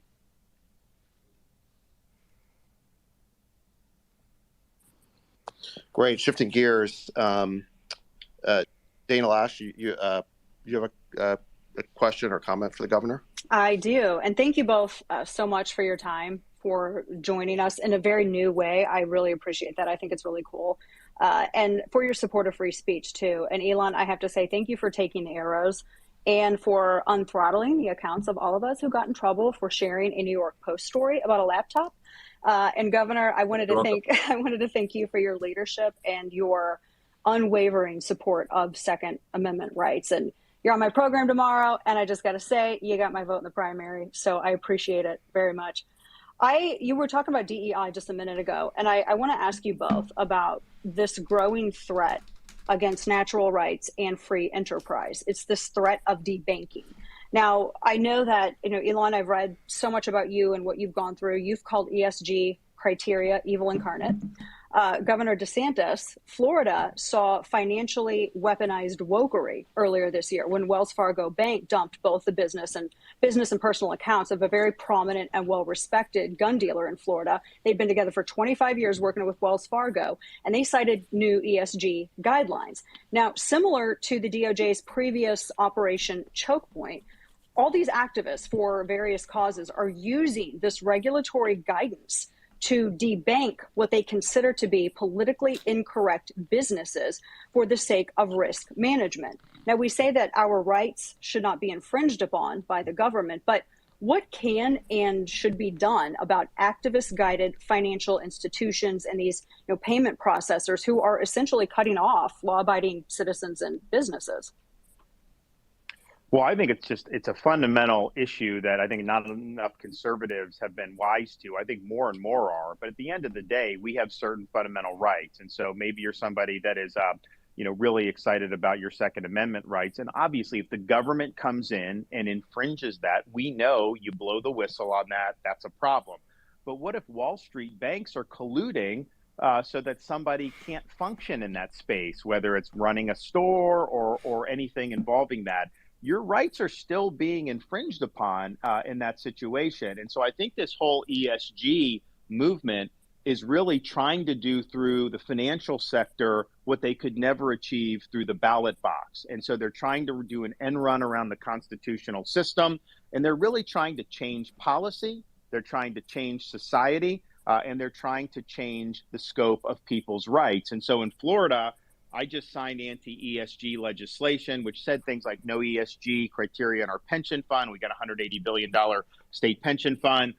No social credit scores for consumers when they're going to bank. In other words, if you apply for a loan, that loan should be judged based on your credit worthiness, not whether you're genuflecting to the appropriate left-wing causes. But one thing we did do is we did provide protection against this debanking with the woke banking. No discrimination based on your religion and other things, which we know is happening. So I think it's a fundamental question, but we will not be a free society if major financial institutions can do through the economy what people could not achieve through the ballot box. Our rights will be restricted, will be the end result, and that's not healthy for a free country.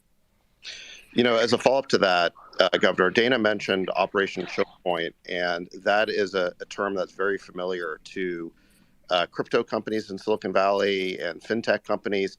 Basically, it refers to an effort by the federal government, including the SEC, to basically regulate blockchain and crypto companies out of existence. They really feel like they're being driven out of the country. And I'm not talking about scammy ones or the totally fake ones like FTX, but really high quality, good companies, including companies that are public like Coinbase. And these guys are basically begging the government for just a framework. They're just like, tell us how to operate legally and we'll do it. You know, I guess where do you come down on this? What is your view, I guess, broadly of Bitcoin and people's right to hold Bitcoin and to transact Bitcoin? And Dogecoin. You have every right to do Bitcoin. The only reason these people in Washington don't like it is because they don't control it. And they're central planners, and they want to have control over society. And so Bitcoin represents a threat to them. And so, as you're saying, they're trying to regulate it out of existence. Look, could Congress enact a statute to ban things like Bitcoin under the Constitution? They may be able to do. I would oppose that. I think people should be able to do Bitcoin. But Congress has never addressed this in this fashion. And for the bureaucracy to just do it on their own and make it so people can't operate in that space, that's what we mean when we say we've got to return the government to the I turned off the ads. elected You can stop representatives complaining. who are our Turned voice off the to be ads. able to make these decisions. And so, as president, we'll protect the ability to do things. Feel free to like super chat the Bitcoin. show, though. I think these are people that are sophisticated. They can make decisions. There's risks involved with it, but let them do that. I just do not have an itch to have to control everything that people may be doing in this space. And I think that the current regime, clearly, they have it out for Bitcoin. And if it continues for another 4 years, they'll probably end up killing it. Yeah, I think you're right. And I think that is the strong feeling of people in Silicon Valley who are in this space. And I think we'll be heartened to hear your answer on that. I mean, the weird thing is that, and there is a huge constituency of crypto Twitter. So for people who are maybe part of political Twitter who are wondering why we're talking about this, it really has a big audience for this topic. Dogecoin too, I just want to emphasize. It's a big deal. Yeah, Bitcoin and Dogecoin. So shout out to all the Doge fans out there. Yeah. But the weird thing is that this administration, they seem to want to ban Bitcoin, but they want to create a CBDC, which stands for a central bank digital currency. What's your take on that? So we were the first state just last month. We actually got the Florida legislature to pass a law that says Florida does not recognize central bank digital currency, because some states were actually adding that to their uniform commercial code. I'm literally just listening. Studying this. Is my listening. We did the opposite and say we didn't. Now, the reason why we did that is because what the Federal Reserve has said is, well, we're going to consult with Congress. We'll consult with the executive branch. We don't have a CBDC right now. And ideally, we would get authorization for Congress. Well, wait a minute. It's not ideally. You must get authorization from Congress. I don't think Congress would authorize it. So if they unilaterally try to do this, we're trying to provide protection for people here in Florida. I know Biden did executive order. They're studying it. I can tell you, if I'm president, we are not doing a central bank digital currency. I think that that would be a huge, huge imposition on people's financial freedoms and financial privacy. And oh, by the way, what would the logical result of this be? If the central authority has oversight over this, of course they're going to start imposing ESG criteria. Oh, wait a minute. You filled up your gas tank 3 times this week. You can't do any more. The sky of how they would be able to manipulate this. So I see it as a massive transfer of power from individual consumers to a central authority. And I don't think that that's good for a free society. So I'm a no on central bank digital currency. Sounds Great. good. Yeah. Great. Well, Governor, I want to thank you for the time. I mean, we could go for hours here, but I know you only had an hour and we've gone over that. So I want to be respectful of your time. I know there's so many people who want to ask questions, and we should do it again. I mean, I think it was fun. Yeah. I think this is great. And we'll make sure that that we come back and do it again. This is a great platform. I mean, I would like to see other platforms going in the same direction, but a healthy democratic society needs the robust debate. So I just want to thank everybody for listening in, and I'll just make that pitch again. We want you on the team. We'd love for you to go to rondesantis.com and make a donation so that we can get this done on this nomination and win the election in November of 2024. God bless everybody, and thank you. Well, thanks, Governor. And yeah, we have over 300,000 people in the room. It's really been pretty incredible. And, we started with some technical issues because of the sheer scale of and unprecedented nature of what we were doing. But It's not how you start, it's how you finish. And I think this finished really strong. So yeah, I think it's just really great for the people to hear directly from presidential candidates and to have it in a conversational tone. Which obviously results in, it's going to be imperfect because it's not scripted. So, but it's genuine.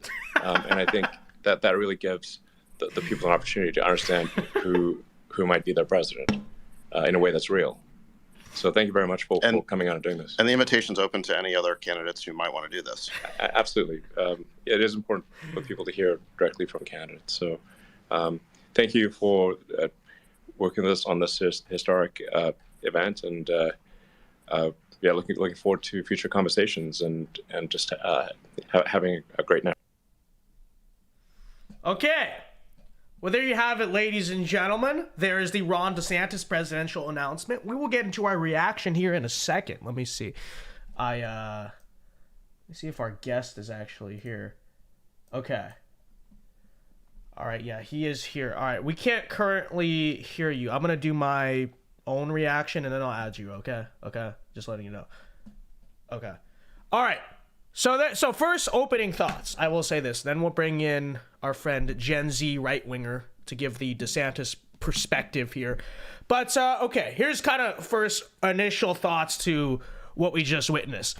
So I know a lot of people may say, this or that, but I thought in terms of messaging, and this doesn't really surprise me because I've always thought this about DeSantis, the messaging there was relatively solid, right? If you were to break down the core substance of the things he was saying, it's not bad. It's not like Nikki Haley, Tim Scott, neocon level by any means. But the issues here, I have a few written down. I think, first of all, the technical problems are going to overshadow anything that happened in that massively. People are not going to remember DeSantis' solid answer on education or whatever. They're going to remember the fact that the tech wasn't working. They're going to remember the memes, all of that. And I know the DeSantis crowd's going to come and say, it doesn't matter. Why is it a big deal? This or that. I don't know. It matters. It's a big deal because it's politics, right? Like optics matters. And it was Ron DeSantis who chose to do a Twitter Space announcement to begin with, right? Which I said that I did not think was a good idea. I said that last night. And, so if you're going to do that, if he's going to announce through a Twitter Space instead of a regular rally like I thought he should have, and I thought would have been a much smarter idea, then, I think naturally it's right to point out, well, if it went wrong, who's the guy who chose to do that? Let me unplug this mic. Hold on. Who's the guy who chose to do that? It was Ron DeSantis, right? And so whatever that disaster of the start was is just going to be mocked to the end of time, right? And I know people are going to say, no, that's just the Trump crowd. That's just the Trump crowd. Okay, well, you know who's also tweeting, making fun of it? Joe Biden. If you want this guy to be the nominee, then concerns and issues like this just are going to matter, and they ought to be brought up. So that's number one.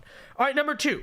Again, messaging I thought was solid, but I'll tell you what I think Ron DeSantis' problem was. I think a lot of you guys found that to be slightly quote-unquote boring. Maybe we could agree with that. But I think the issue I have with DeSantis and his viability to win the primary here is the way I describe him, and I kind of was trying to do this in between the segment there, was he's sort of just like the nerdy candidate, if that makes sense. Right? He's the nerdy candidate. Yes, you could make a case he is more articulate and substantive than Trump, right? But where is his primary base of support? His primary supporters are like people on Twitter, or at least it would seem that way, right? He himself, you know, it's a little bit harder to listen to, you know, this and that. And even the optics, of course, of announcing on a Twitter space in the way that he is, right? And when it comes down to a Republican primary in terms of who has the hearts of the people, right? Because we understand DeSantis, I know a lot of like DC staffers that like him. I know a lot of people on Twitter that like him, but is his support in terms of the real Republican electorate going to be enough with this sort of, you could argue, quote unquote, boring persona, at least in contrast to Trump?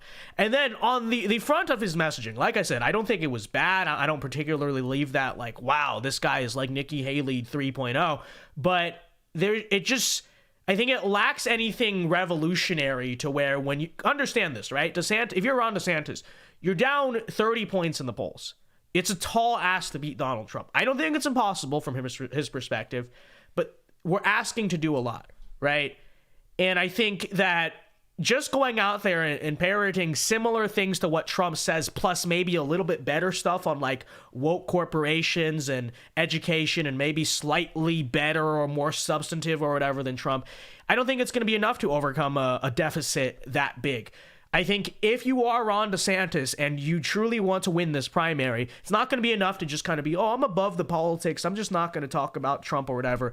I think what he really needs to go out there and say, again, if you're Ron DeSantis, is something along the lines of, look, Donald Trump failed you. I'm going to do all the things that you said, that he said he was going to do for so many years and this and that, right? And I think if he really honed that down, he could come off as this like revolutionary, groundbreaking candidate. But I don't think from what we saw there, he nearly differentiates himself enough from Trump, you know, enough. And by the way, I'm not necessarily saying, you guys know I support Trump, so I'm not saying I genuinely necessarily believe Ron DeSantis is a revolutionary candidate in himself. I'm just saying that if I were Ron DeSantis, this is the strategy I would pursue there, right? And so with that said, I leave that announcement thinking I like the governor still, you know, in my heart. I don't want to hate the guy. I think the messaging is fairly solid. I don't think it'd be the complete end of the world if he's a nominee based on what we heard. But I just don't think he has the it factor truly to A, beat Donald Trump, and B, potentially, you know, go to a place like Wisconsin and really turn out the Trump base. Because I know the very common thinking is, well, Ron DeSantis is good with independents, so he'll be fine. He's actually more electable than Trump. And 2018, I would have said you're right. But the post-COVID electoral system, we know how that works. We know how turnout works. I don't know if this guy has the energy necessarily to do that either, right? So there's kind of my initial thoughts, but we're going to bring in our guest here in a second. Let me see. I'm going to connect his audio first, then we'll try to get video sorted out here in a second. But, all right. Gen Z right-winger. I forget if I'm allowed to say your actual name. But, oh, wait, hold on. Let me see. Hold on, I can't hear him. Do I have to connect to the... No, let me see. Give me a second. We're having a Ron DeSantis moment. Okay, there we go. All right. You guys should be able to hear him now. Right. Let me turn on the monitor for him. And yeah, I'm not sure if you can hear me or not. Yeah, we can hear you now. I just had to turn on the monitor. Okay. Okay. Very epic. See, we fixed that much faster than Ron DeSantis. No, just kidding. Okay. I'm going to work on keying in your video, but please welcome in our guest here, Gen Z right-winger. I don't know if you want to introduce yourself really quickly. I know you were on the channel once before, but...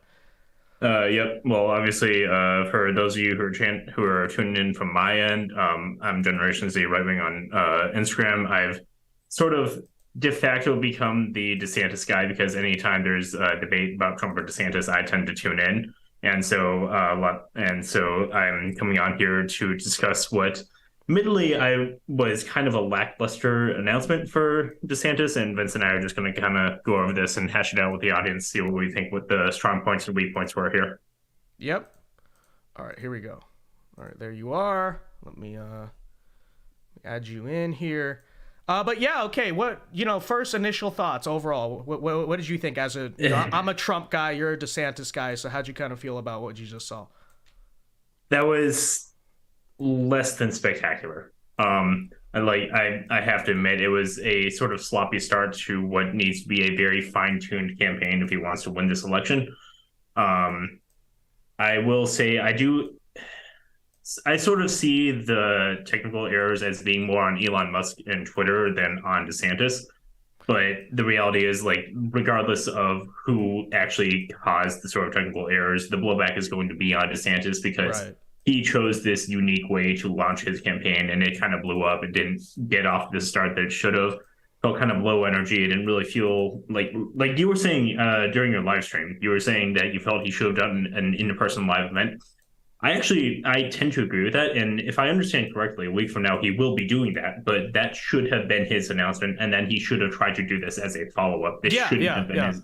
I think that makes perfect sense. I think that makes perfect sense.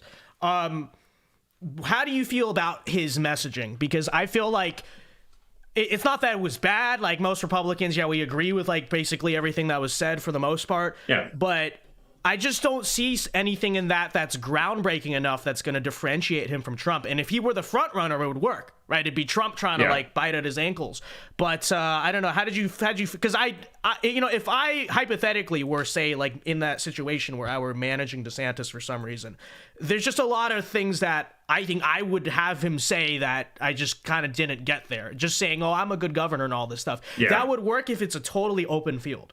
But it's not really a totally open field, right? You're really trying to chase Trump, and I just don't hear enough from that's going to really shake up the race or change the race. So how do you feel about that? Yeah, and I tend to agree. I mean, all of DeSantis' messaging was solid. He had solid points. He touched on his victories down in Florida, which are all obviously excellent forwarders of conservatism. He is arguably nearly solely responsible for turning Florida from a purple state into a bastion of conservatism, and he deserves credit for that. He landed on that point pretty good. He landed on a bunch of unique talking points really well. But it's like you said, again, I got to admit, at this moment, he is not the front runner. And so him just sort of saying the same things that are being said by Trump. I'm not going to say that he's chasing Trump here because you probably disagree with me on this. I kind of view a lot of these debates as being formed by DeSantis, like the parental rights in schools bill, I forgot the exact name, but the parental rights in schools debate, I see that as being viewed as being created by DeSantis. The militant standing against the mandating of vaccines, I see that as being created by DeSantis. But the reality of the matter is, at this moment, those things are being said by both Trump and DeSantis. And Trump is the front runner right now. So if DeSantis wants to edge out Trump in this primary, he needs to come up with something unique. He needs to come up with unheard of before talking points. He needs to sort of stand out as a unique candidate. Sort of like what Vivek is doing. Like Vivek has actually caught a lot of people. Vivek has caught a lot of people's attention because he's sort of a unique candidate. He goes up on a stage and he says, "Oh yeah," and he says stuff that a lot of people didn't think about, and it's just like, "Oh yeah, that's a nice point. I kind of like this guy." Mm-hmm. And I mean, I was actually at CPAC and I had heard of this guy a few times before. I paid absolutely no attention to him. Since CPAC, he won me over, not as a voter of his, but he won me over with his heart as a single speech because he was up here saying things I didn't even consider as issues. And if DeSantis wants to become the nominee in this election, he needs to do that same thing. And again, the issues he's fine on. He's solid on several different issues. He's talking about immigration. He's talking about the economy. He's talking about parents' rights. He was talking about a bunch of different things that are pertinent, but it's nothing unique, and he has to present something unique if he wants to win this. Mm-hmm. Yeah, and I think you make a great point about Vivek because that's what Trump was in 2016. He was the guy who got up there and he just threw ideas at the wall, and some of them stuck, some of them didn't, but they started these very serious conversations. And if you're gonna, you're down 30 points or whatever they are in the polls, you're gonna need that. So I guess as a DeSantis supporter, what would you like to see Ron DeSantis say more, I guess, specifically? Like, I know I've laid out some things. If I were a DeSantis supporter, this is what I would say. But what do you think? Well, there are a few different attacks that he can take on Trump. So this race is a two-way race. The nominee in 2024 is either going to be Ron DeSantis or Donald Trump. Everybody else is a or somebody who's running for a cabinet position or trying to run for the VP slot or whatever. Nothing else matters except for focusing on Trump. And at some point, DeSantis is going to have to turn the guns on Trump. And I was kind of iffy on the matter of DeSantis waiting so long to declare kind of running a shadow presidential campaign. I understand the concerns about that. I'm not necessarily like up in hackles about him doing that as much as other people are, simply because that actually, like, what he was doing with traveling to other countries is actually under the purview of what a governor is supposed to do. So I'm not like as angry about him doing that as other people are, but I have to question whether declaring 6 months after his sweeping victory is the best idea. I have a friend who was actually formerly a Trump supporter who switched over to DeSantis and basically said that the best time for DeSantis to declare would have been in November of 2022. The second best time is now. And so I kind of have to wonder if waiting this long is the best idea.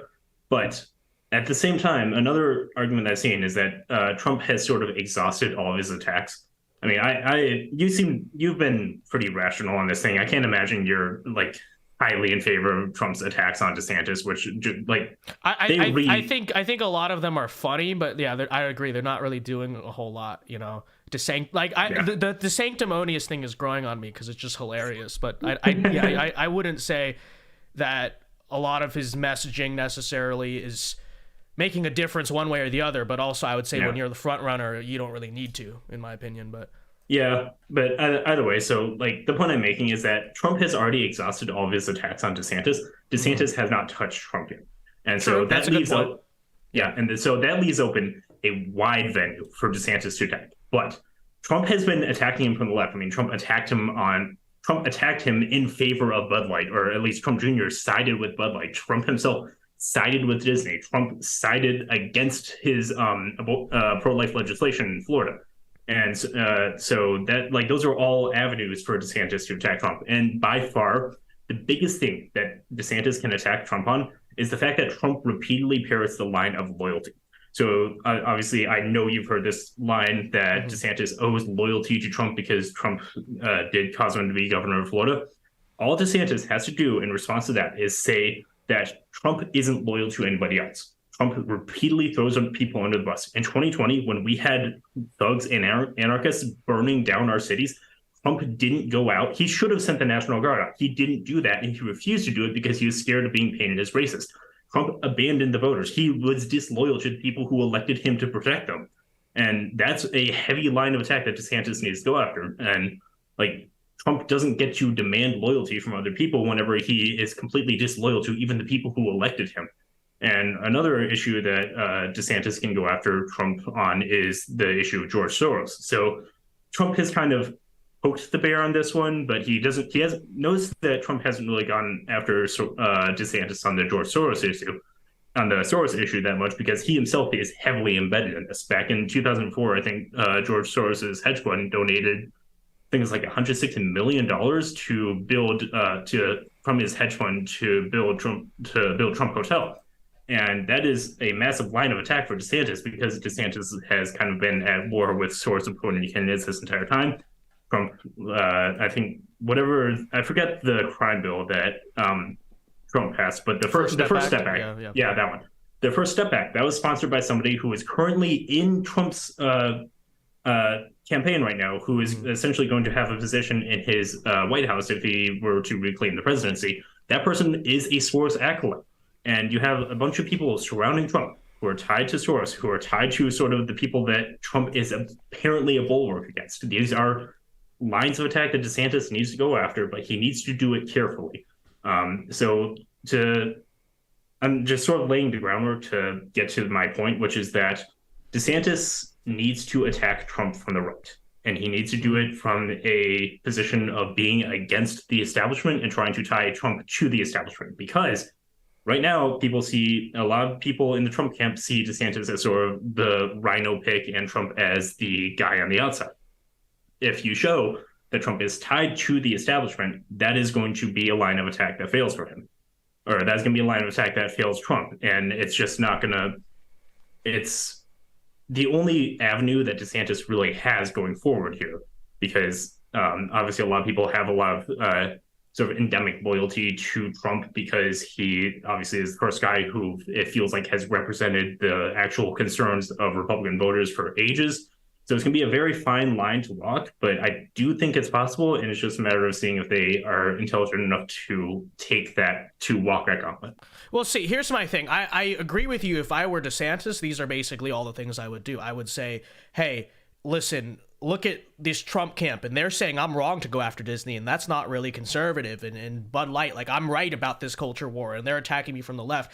But my concern then that I see the fact that DeSantis is not doing that is there, you guys always try to make this argument about his like supreme competency, especially when it comes to the people he surrounds himself with and whatnot, and Trump surrounds himself with bad people. But I look at what's going on in DeSantis' world right now. I'm like, whoever DeSantis has had advising him this past month is like supremely more incompetent or whatever it is than Donald Trump. And so, you know, if the argument is, well, Trump constantly gets subverted by the Lindsey Grahams and Tim Scotts of the world, how can the DeSantis world look at what's happened in the last month and what just happened tonight and say that DeSantis is any better or more competent on that front?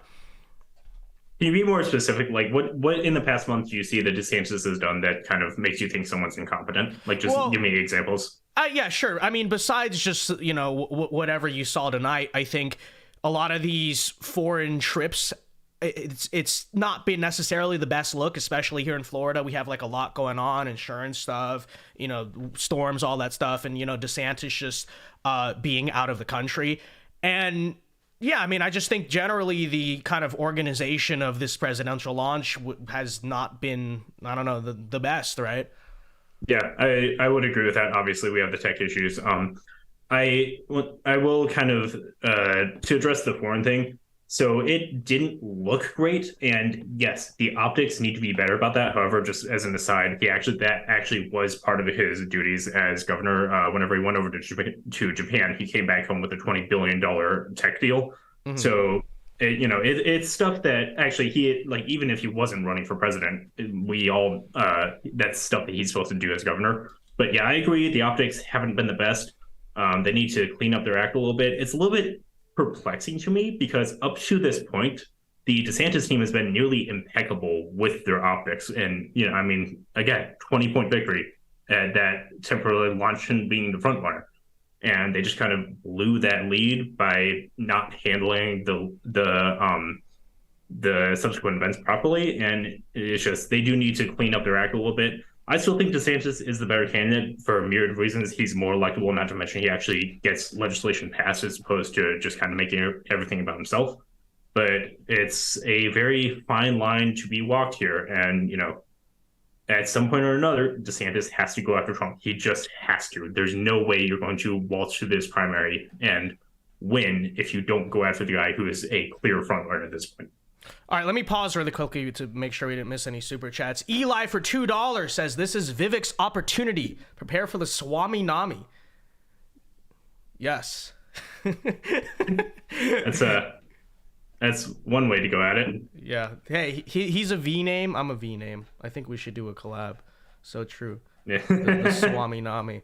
All right. If you guys got questions for me or our panelists here, feel free to send them in, super chat, whatever it is. Let me see some of the chats here. I think I missed one from Dollar for Dollar earlier. Sorry about that, Dollar for Dollar. Thank you for the $2. I forgot what he even said. I can't scroll up now. It's so over. But okay.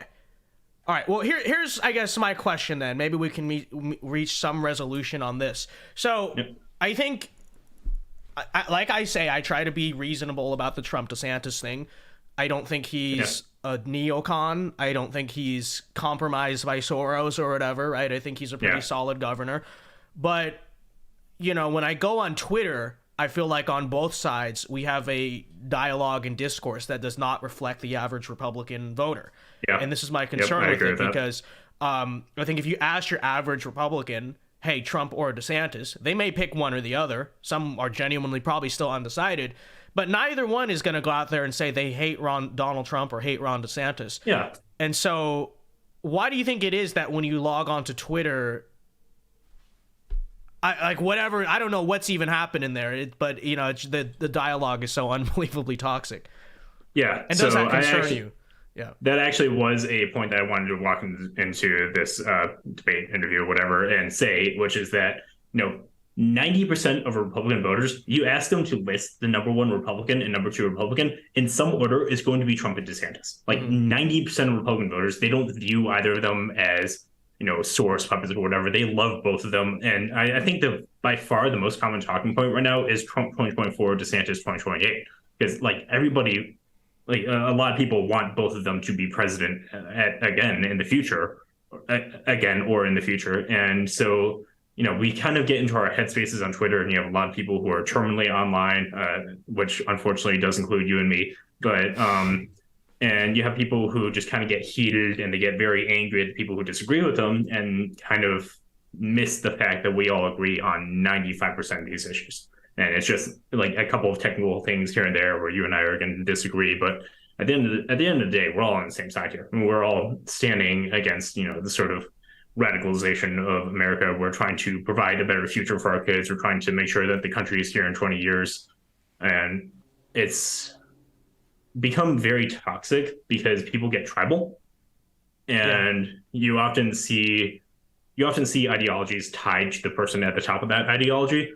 So for a while, obviously conservatism was tied to Donald Trump, who frankly isn't the most popular guy, which is why you see a lot of issues that used to be very, very sort of uniform issues like border walls or, standing against trans indoctrination in schools. Stuff that used to be 80-20 issues are now sort of 50-50 because you see Trump being tied to them.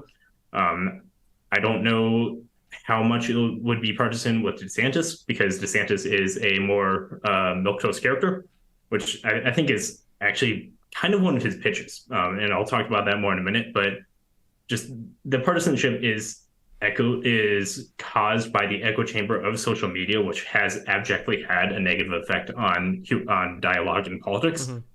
And it's just, it's gonna keep getting worse until we find a solution or until we get past this primary and probably well beyond then. But there's really no way to sort of rectify this gap you have. You kind of have to let it play out in the primary system. Chesscom Support brings up a good point. I think it's a she. She says, on who is more right-wing, I think DeSantis is more conservative, but Trump is more anti-establishment. I would say that's basically, the way that I see it, right? Is that if you were to break down probably, especially on social issues, who's genuinely more conservative, you're right, it probably is Ron DeSantis. My whole thing is that works better at the state level, right? I think if you were to make Donald Trump a governor, you probably actually have... Maybe you could argue DeSantis would be a better governor overall in some red state. But I think in terms of 2024, what we need at the federal level, before we try to get anything passed nationally that is remotely conservative, we need someone who's going to just fundamentally shake up the political system. And there's no guarantee that's going to be either candidate, but I think that there's a better chance we get that of Donald Trump for all his faults second term than we do of, Ron DeSantis, right? Yep. So I'm going to respond to that. So my issue with that is that Trump can be pacified by basically saying nice things about him. DeSantis, so far, all he's shown is that he's going to go in and he's going to get his agenda done no matter what that agenda is. Now, there is a chance that that agenda is to just sort of return us to the status quo of the GOP from 10 years ago. I will admit there's a possibility that DeSantis is in the crowd that we're hoping he's not.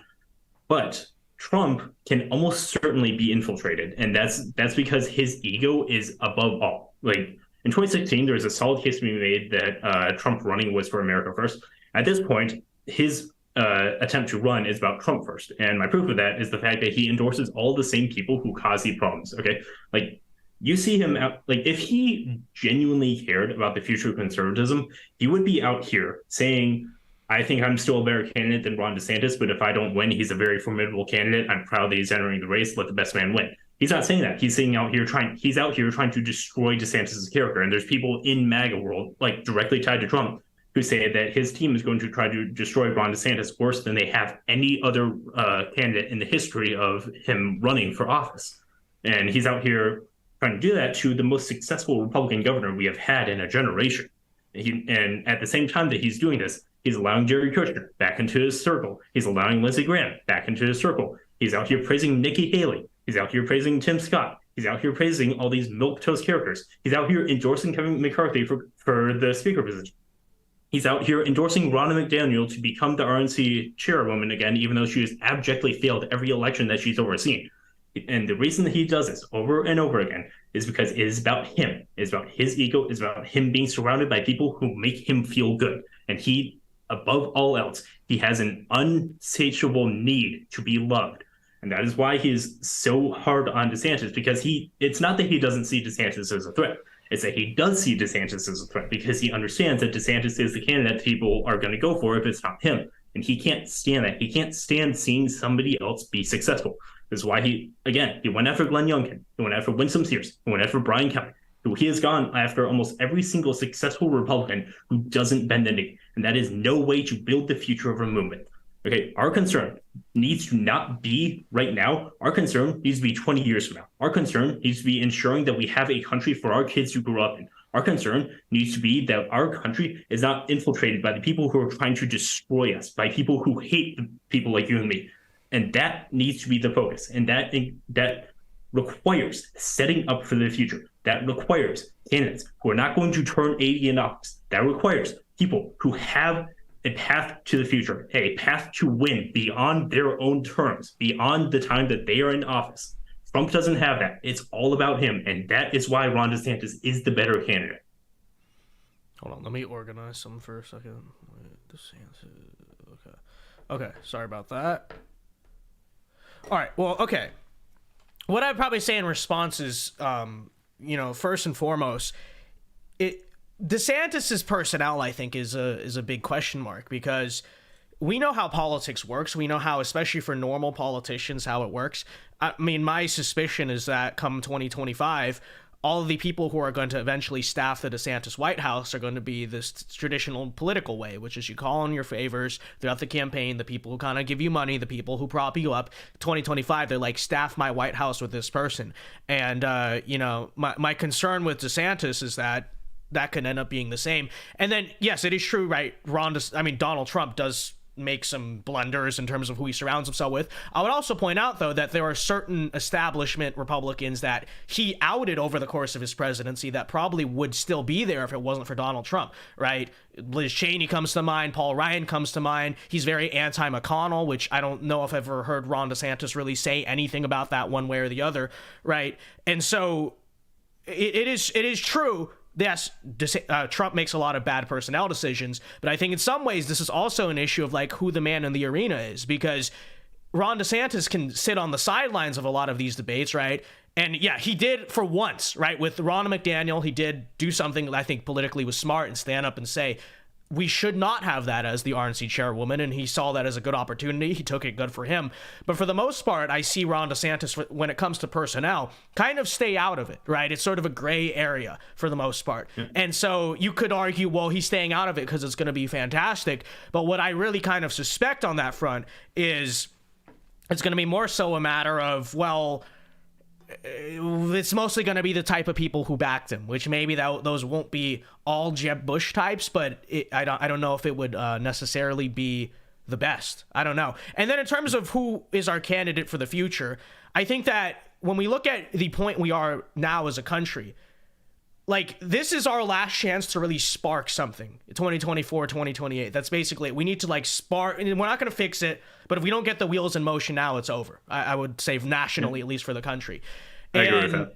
I think that would actually be in many ways my case for Trump, because I think that Trump is the type of huge magnetic personality that would put into wheels, right? Would put into motion the wheels of something that outlives him. In the similar way that that Ronald Reagan did, right? The Reagan Revolution long outlived Ronald Reagan for all of its failures and shortcomings, right? There's a whole generation of conservatives who are like, Ronald Reagan, we're inspired by Ronald Reagan, we're in this because of Ronald Reagan. And I think that DeSantis just kind of being this quietly, if that's what he is, this quietly effective, sort of somewhat forgettable Republican president, it may do some good, and maybe it'll clean out certain things, make the state of certain things better. But I think that, is there going to be a movement around Ron DeSantis that long outlives him and kind of inspires a generation of leaders long after him? I think it would be the opposite. I think Donald Trump especially did inspire this new generation of conservatism and Republicans and stuff. And I just don't think Ron DeSantis will do that. If anything, Ron DeSantis in the history books may be remembered as sort of like an extension of those Trump years, or just someone who's kind of forgotten. I don't know. Yep.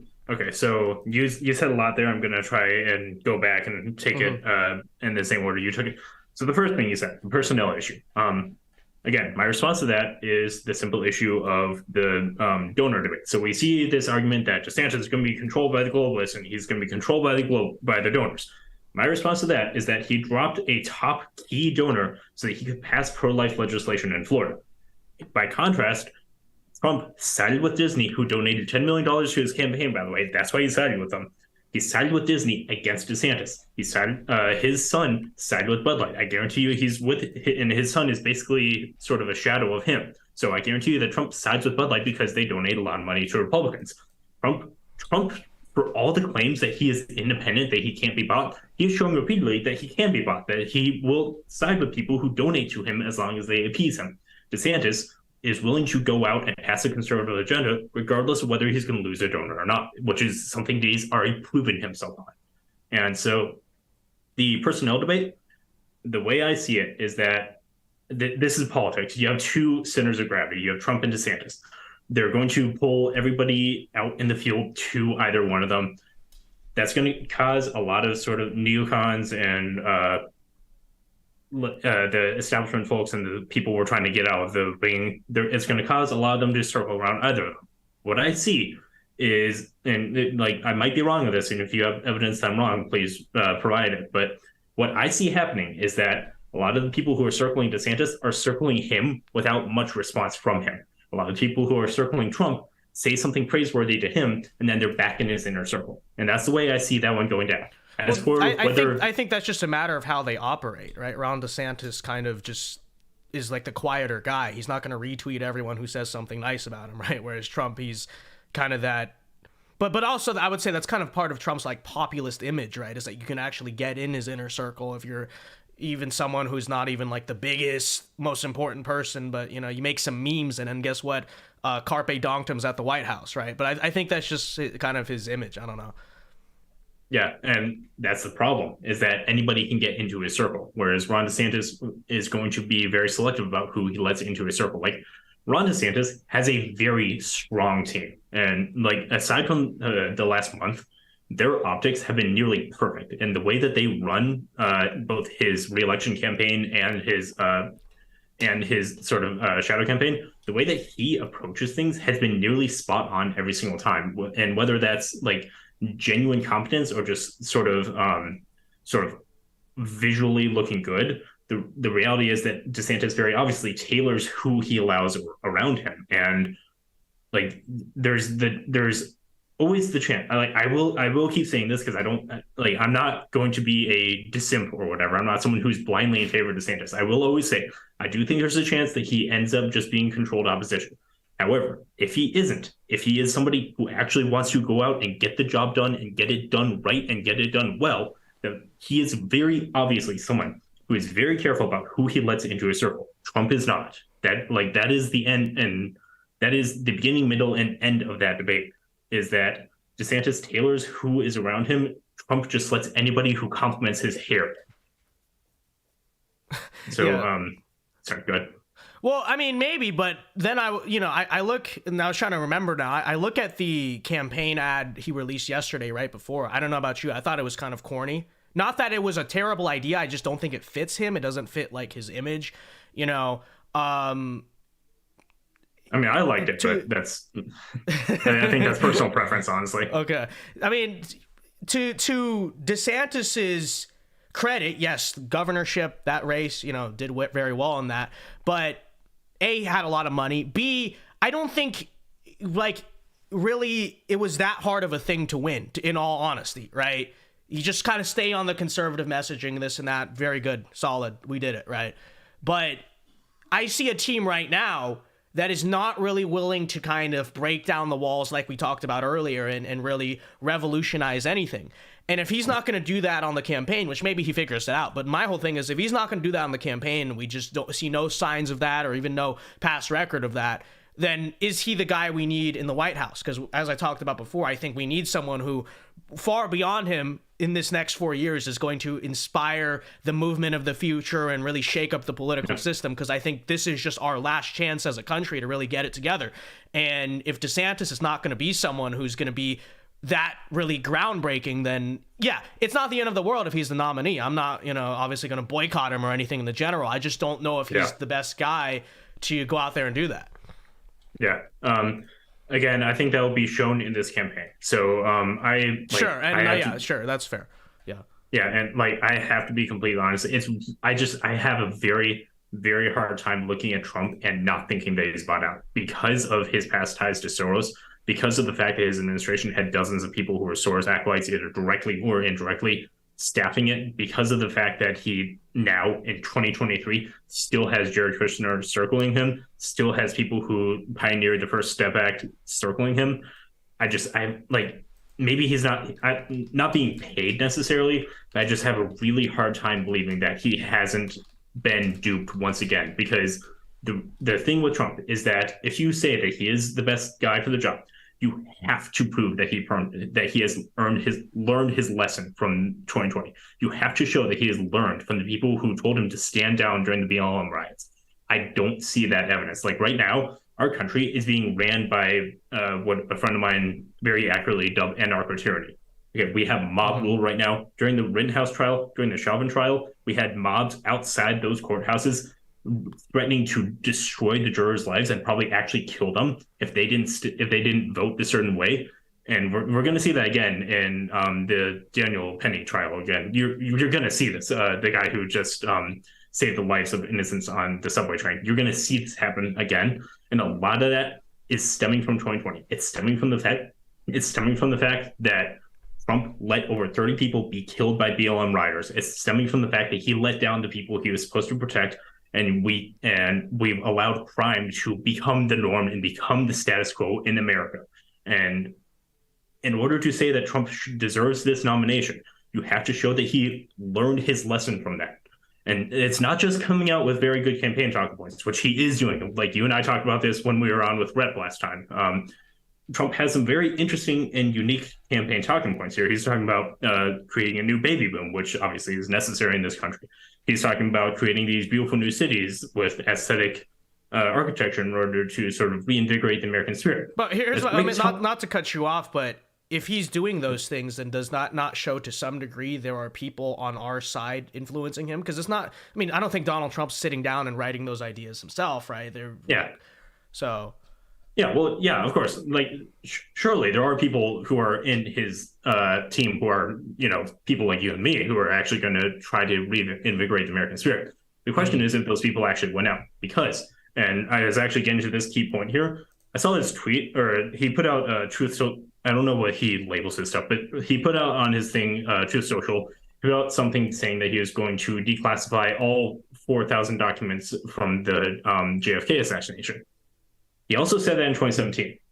There's this viral graph going around showing him militantly insisting that he's going to do this if we elect him president. And he also said this back in 2017 and never actually did it. And so that's why I sort of view this as. Yeah, I think if you are supporting Trump, which I am, I am betting to some degree that he is going to really be pissed that off this time, and that might not happen. But then, obviously, and I know you know this, but I'd say the same thing about DeSantis, right? You're definitely betting probabilities. Yeah. One of the big reasons I think that you will see a genuine. I have to interject for just a second. Doesn't it suck to be a conservative? We have to wonder if the people we're electing are even on our side. Like, this is awful.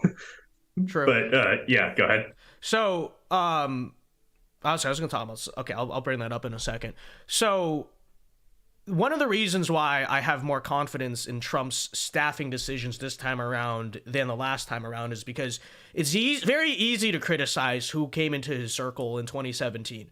But you have to also acknowledge, he ran this campaign that did not have a huge circle, similar to DeSantis, right? DeSantis has a small inner circle. He ran this campaign that really didn't have a huge team or anything like that.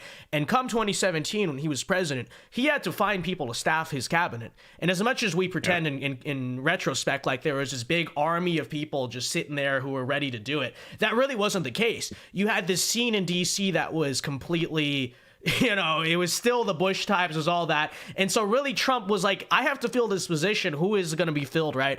But I would say now what I've noticed over the course of the years, and some of the moment they're this organization that's been literally training people just to staff a future Trump White House, and ideologically, they're aligned with us and all of that stuff. And so I would say the reason I have some more confidence, but maybe this applies to DeSantis too, who knows, but I've noticed the scene in DC in terms of personnel, it's definitely still sucks. It's definitely still the swamp. But ideologically, there's a lot more of us in DC now from my experience than there was, I have to imagine, in 2016, 2017. And considering a lot of those were born out of the Trump revolution, and considering a lot of these like random DC nonprofits, the whole point of these nonprofits, right, is you get in and then you wait for 4 years, and then the next Republican administration, you try to say, hire all my staffers, right?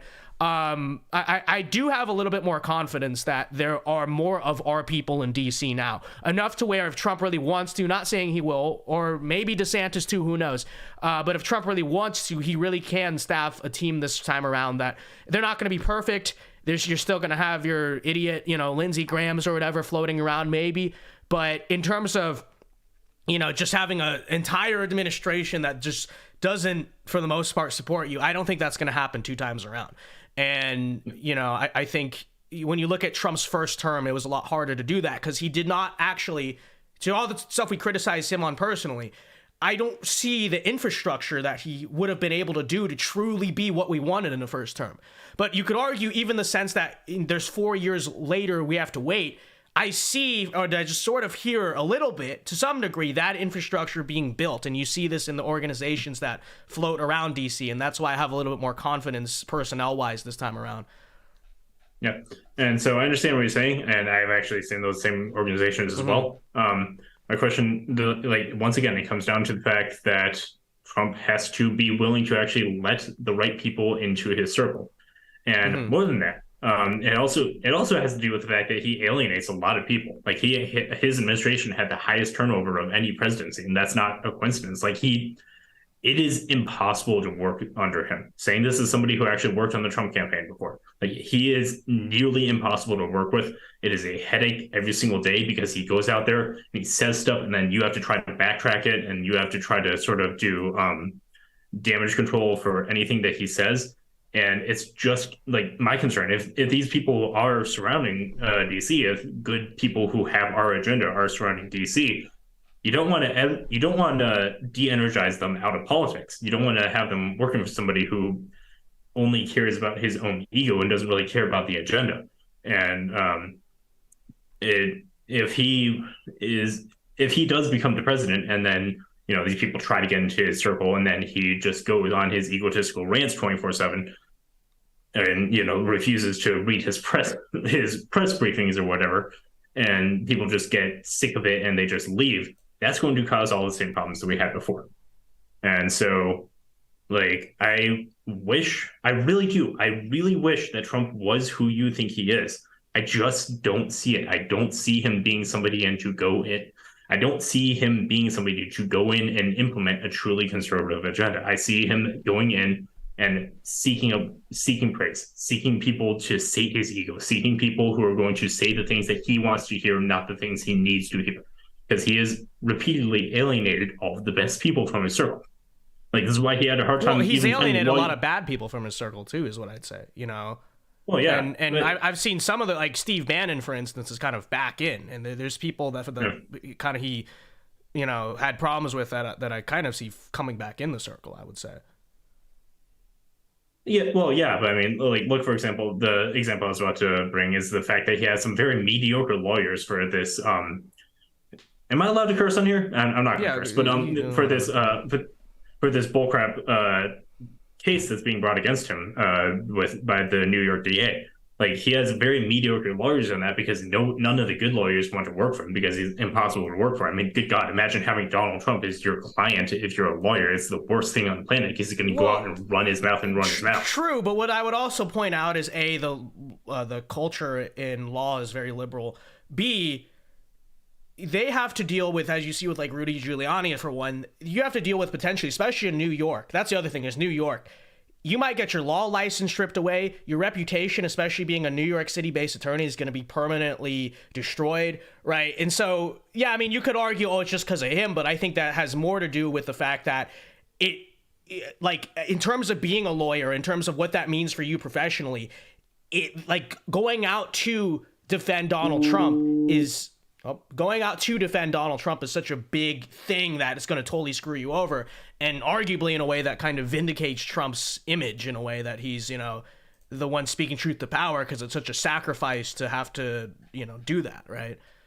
Yeah, I don't know. I just like I think this is a disagreement that's only going to be borne out by what actually happens in this primary. Is I don't see him being somebody to let the right people dominate his circle. You see him as being someone who is going to let that happen. I don't think there's any way to prove that one way or another. We just have to see what happens in this primary. Sure. All right. Well, I think that's a good jumping off point. I'll probably do like super chats here for 10 minutes and then call it a night. But if you want to plug anything or where to find you, whatever. Did you start your YouTube channel yet, by the way? I have it started. I still only have the video descending. Average DeSanctimonious supporter. They don't have their no, okay. I'm trying. I am actually trying. Okay. Listen, I actually have a defense. I started a new job. I'm working 40, 50 hours a week, and I'm exhausted when I come home. It's not my fault, but I am actually trying. I've got part of the new video recorded. I'll reach out to you whenever that's up. We can do something other than debate Trump DeSantis. Sure. I'll let you know when that's out. All right. Gen Z right wing. You're on Twitter, Instagram, and stuff, right? Yes, I am. Instagram, it's Generation Z right wing. Twitter, I don't care. I don't use Twitter that much. And the YouTube is Clawraz whenever I finally get stuff up on that. All right, thanks for coming on, man. I think it was a good little, back and forth. Yep, of course. And always a pleasure to talk to you. I think we're probably the only two people in the Trump DeSantis crowds who are able to have a civil discussion with each other. So I'm glad we're able to provide this space for I'd like people. I'd like to see the Twitter people hop in the same space. That would be quite the sight. It'd be fun. It'd be fun. For sure. All right, thanks for coming on, man. See you. Right, see you.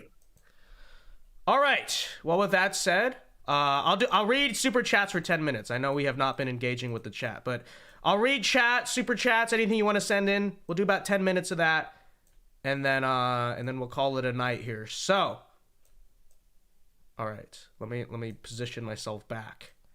Haha. Could Ron DeSantis do this tonight? Haha. Just kidding. All right. Thoughts, chat, questions, comments, concerns, feedback. Let's take a look here. Okay, again, super chat's open. You guys want to donate to the studio fund? Here we go. Adam Becker says, when does KGB go live? I think they go live at like 9 o'clock, which on that front, since we'll be very quickly, let's see.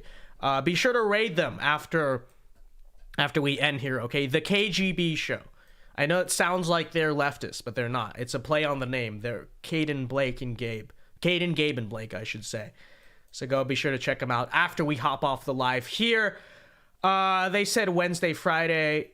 Yeah, well, I think they go 9 p.m. Eastern time, don't they? So, all right. All right, let's see. What do we think, chat? How we feeling? DeSimp, Trump 2024. It is not so bad to have competition in the primary. It helps the candidate be better for the general. I agree with you, but, hold on. Here's my problem with that statement. I agree with you in principle. In fact, if you go back to my older videos, about this time last year, I have an entire video arguing why a Trump DeSantis primary would be a good thing, because it would, for this very reason, right? Because what I was hoping would happen as a result of this is the actual criticisms I have of Trump would get resolved, right? Because, you know, a lot of the COVID stuff, especially back then, I'm not a fan of it, as were none of you. And I was hoping, hey, maybe Ron DeSantis can kind of confront him on it, and we can have this back and forth, this discussion. And we can have like an ironing out of these problems, and then in the reverse we can say, hey Ron, why are you so squishy on this? Ron, your past is a little bit whatever, right? Are you a neocon or not? We need the answers. That's what I was hoping would happen in a Trump DeSantis primary, and I used to think it'd be a good thing for the party, and then maybe at the end of it, hey, let's unite, maybe Trump DeSantis unity ticket, who knows, right? But instead, you look at the discussion you've seen on Truth Social and Twitter. It's none of that. It's just a bunch of nonsense, right? It's just a bunch of nonsense on both camps. The DeSantis camp, they just talk like leftists for the most part from what I've seen. The DeSantis camp is constantly just Donald Trump, like they sound just like the Democrats did in 2019. And then the Trump camp, it's all just similarly, you know, I don't know, just a bunch of nonsense that honestly I do sometimes find funny, but I don't think for the most part are oftentimes good faith attacks. And so my concern with it is that at the end of this primary, all we're going to get is a divided party, but no real resolution, right? Because none of the debates we will have had are super substantive. It's just a bunch of Twitter people talking nonsense. And frankly, my fear is a lot of voters are going to look at this at the end and be like, well, what? I don't know what the heck just happened. I don't know what that was. I didn't learn anything, but this is, and then that's just going to be either way. It's going to leave us with a party by the general election that's too divided. And so that's my concern. I hope it doesn't go that way. I hope maybe we have a better discussion, you know, but who knows? All right, Abby for $20. Thank you very much. Thank you very much, Abby, for the $20. Says it was a good debate. I'm still voting for Trump, but I like the debates. Well, you know, I try to do that. That's why we did the call-ins the other night, because I think Trump and DeSantis supporters can have legitimate conversation, but I don't see it on Twitter. I don't see it on Twitter. And, you know, I don't know what it's like to be a DeSantis supporter on Twitter as a genuine one, but I will say, I've heard for so many months from Trump people, DeSantis has an army of bots. He has an army of bots on Twitter. And for a while, I was like, is that true? Maybe he just has supporters. I tweeted some mildly critical things of Ron in the past 24 hours, and I swear, this very strange army of like 100 follower, no profile Twitter accounts all swarm to you like the second you do it. It's very strange. I don't know if that's true or not. I'm just saying I've noticed that. I'm not saying Ron DeSantis doesn't have real supporters. I think he does. And honestly, if you have an army of bots on Twitter, not to be Machiavellian, but that's kind of smart. That's kind of smart. Like, I don't hate it, but then at the same time, what does it say? I don't know. But this is all to say that you're not going to get a good discussion on Twitter from a bunch of bots, right? But thank you for the $20, Abby. And yeah, I want to start setting up more debates, not just about Trump DeSantis, but just overall, you know, kind of on the show. That's why we're setting up this podcast. Oh, wait. I forgot. This is not plugged in. Okay. All right. Daniel McQuaid for $6.99 Canadian says, I still think we can use DeSantis to push Trump to the right on some issues in the primary. Thank you for the $6.99, Daniel McQuaid. And we have two microphones now. I certainly hope so. That also is what I ultimately want to see. But I don't have a lot of faith in it at the moment, because I think the whole dialogue is just toxic, you know? And also, to be frank with you, if DeSantis is not going to actually go after Trump from the right and attack him from the right, then what's he there for? How does it even benefit Trump or DeSantis? Because DeSantis is not going to win, and Trump, he's never going to hear the right-wing criticisms of him. So, you know, honestly, who knows? So, I would be willing to listen to DeSantis fans if they weren't talking like Dems. Yeah, I know, the Trump's ego thing, right? Many such cases. But it is what it is, right? Whatever. I will say on that front, the whole thing about Trump's ego, yeah, you're right. I have a very hard time hearing that and not just reminding me of exactly what resist libs used to say, right? He's just there to serve his ego. He's not there to serve the country. It's the same thing. It's the same thing. It's not an argument I buy at all, right? And even to a degree, yes, does Trump have an ego? Yes, but also name me a leader in history who really shook up the game that didn't have some degree of an ego, right? Like, did Julius Caesar have an ego? Yes, absolutely. You know? So I don't really, I hear that talking point a lot. I don't really have much to say to it because, yeah, Trump does have an ego.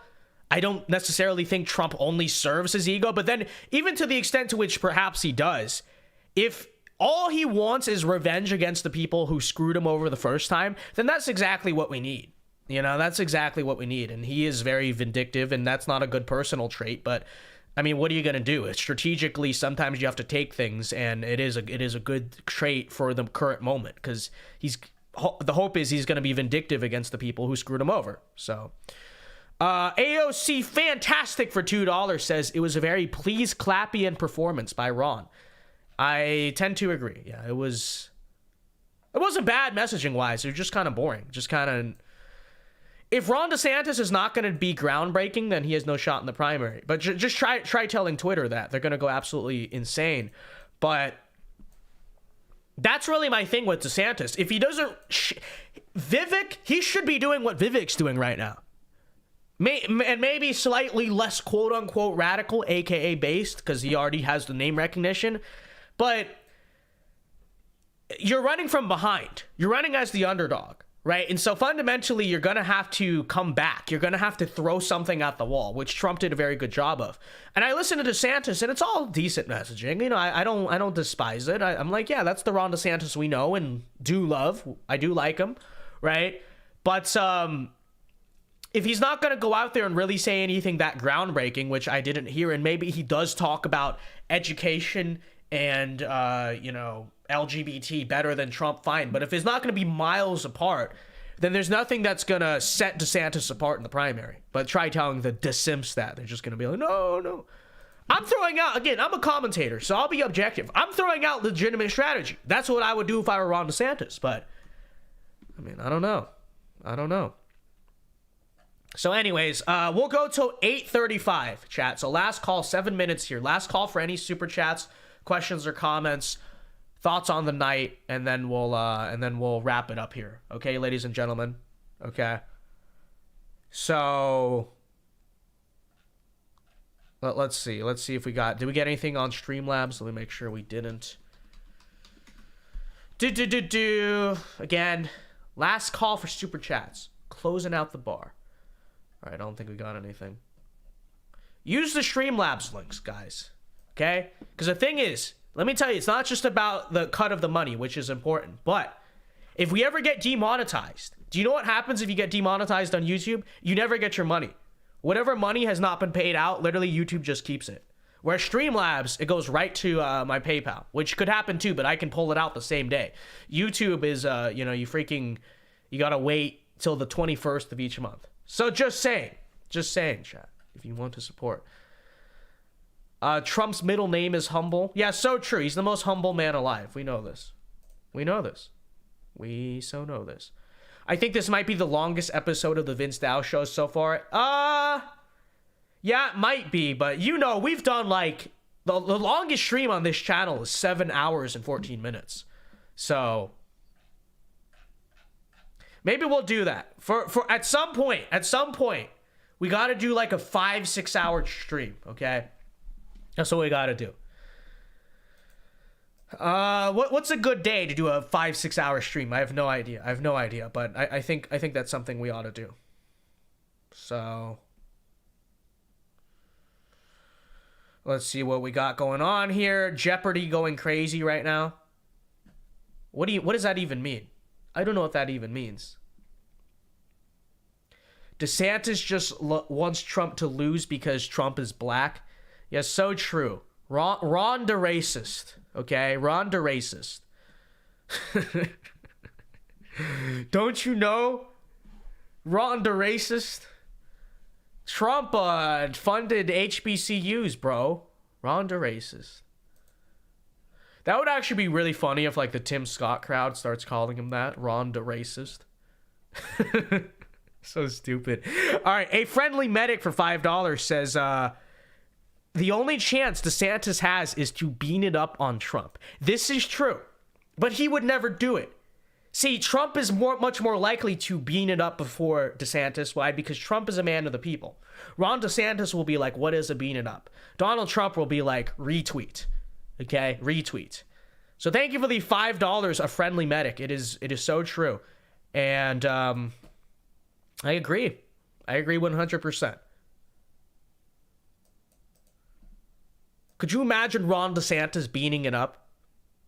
I think I might have to vote for Ron DeSantis if that happens, but it would never happen. It would never happen, you know. This is very true.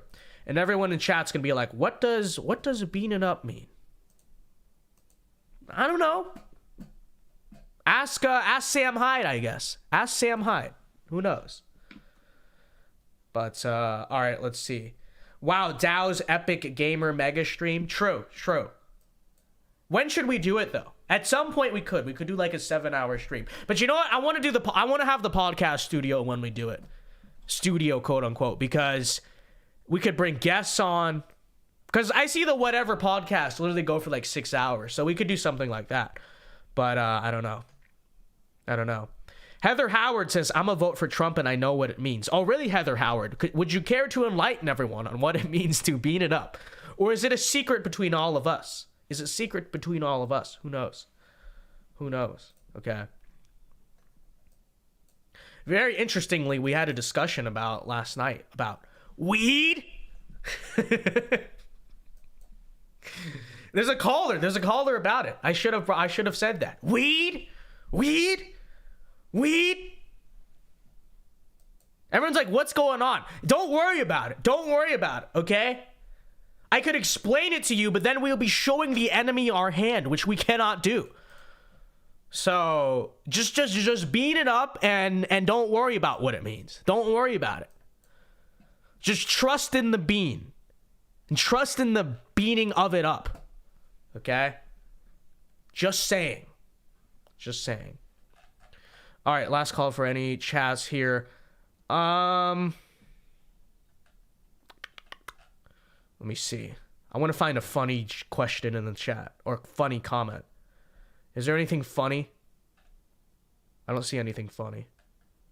Come on. Be funny. Someone say something funny. Someone tell me a joke. Adam Becker says, I understand, Vince. Trust the plan. Exactly. Just bean it up and don't worry about it. Okay? All right? You know, sometimes you don't need to know everything. Sometimes if you knew, you'd probably not like the truth. So just say bean it up and don't worry about what it means. So true. Trump beans it up like everyone else. Everyone says so. He beans it up the most. Exactly. So bean it up. All right, with that, if we got no more questions in chat, ladies and gentlemen. Okay, I don't think we do. All right. Well, with that said, ladies and gentlemen, thank you to everyone who tuned in. Hey, we went so long that now this is our normal show time, right? 8:30, we would be here. But be sure to join us tomorrow night for the next episode of The Vince Dao Show here on the channel at 8 p.m. Eastern Time as usual. Until then, be sure to leave a like before you go. We only have 131 likes. We peaked at like 150 viewers. Come on, chat. Everyone leave a like before you go. Thank you to everyone who tuned in. Before you go, comment one last time. Actually, let's do a poll. Trump or DeSantis? Okay? Let's just do the poll. Trump, DeSantis. And we could add a third option. Bean. Okay. Okay, nobody vote for Bean. I ruined the poll actually, because now everyone's not just gonna vote for Bean. It's so over. I shouldn't have done that. All right, with that said, ladies and gentlemen, thank you to everyone who tuned in. See you guys tomorrow night for the next episode of The Vince Dao Show. Alpha moves only. God bless. Everyone have a very good night. Get us to 150 likes and peace. See you guys later. Oh, one last thing. Go raid the KGB show. Okay, look up KGB show. Go raid them after we're done with this live. Okay, thank you. See you guys.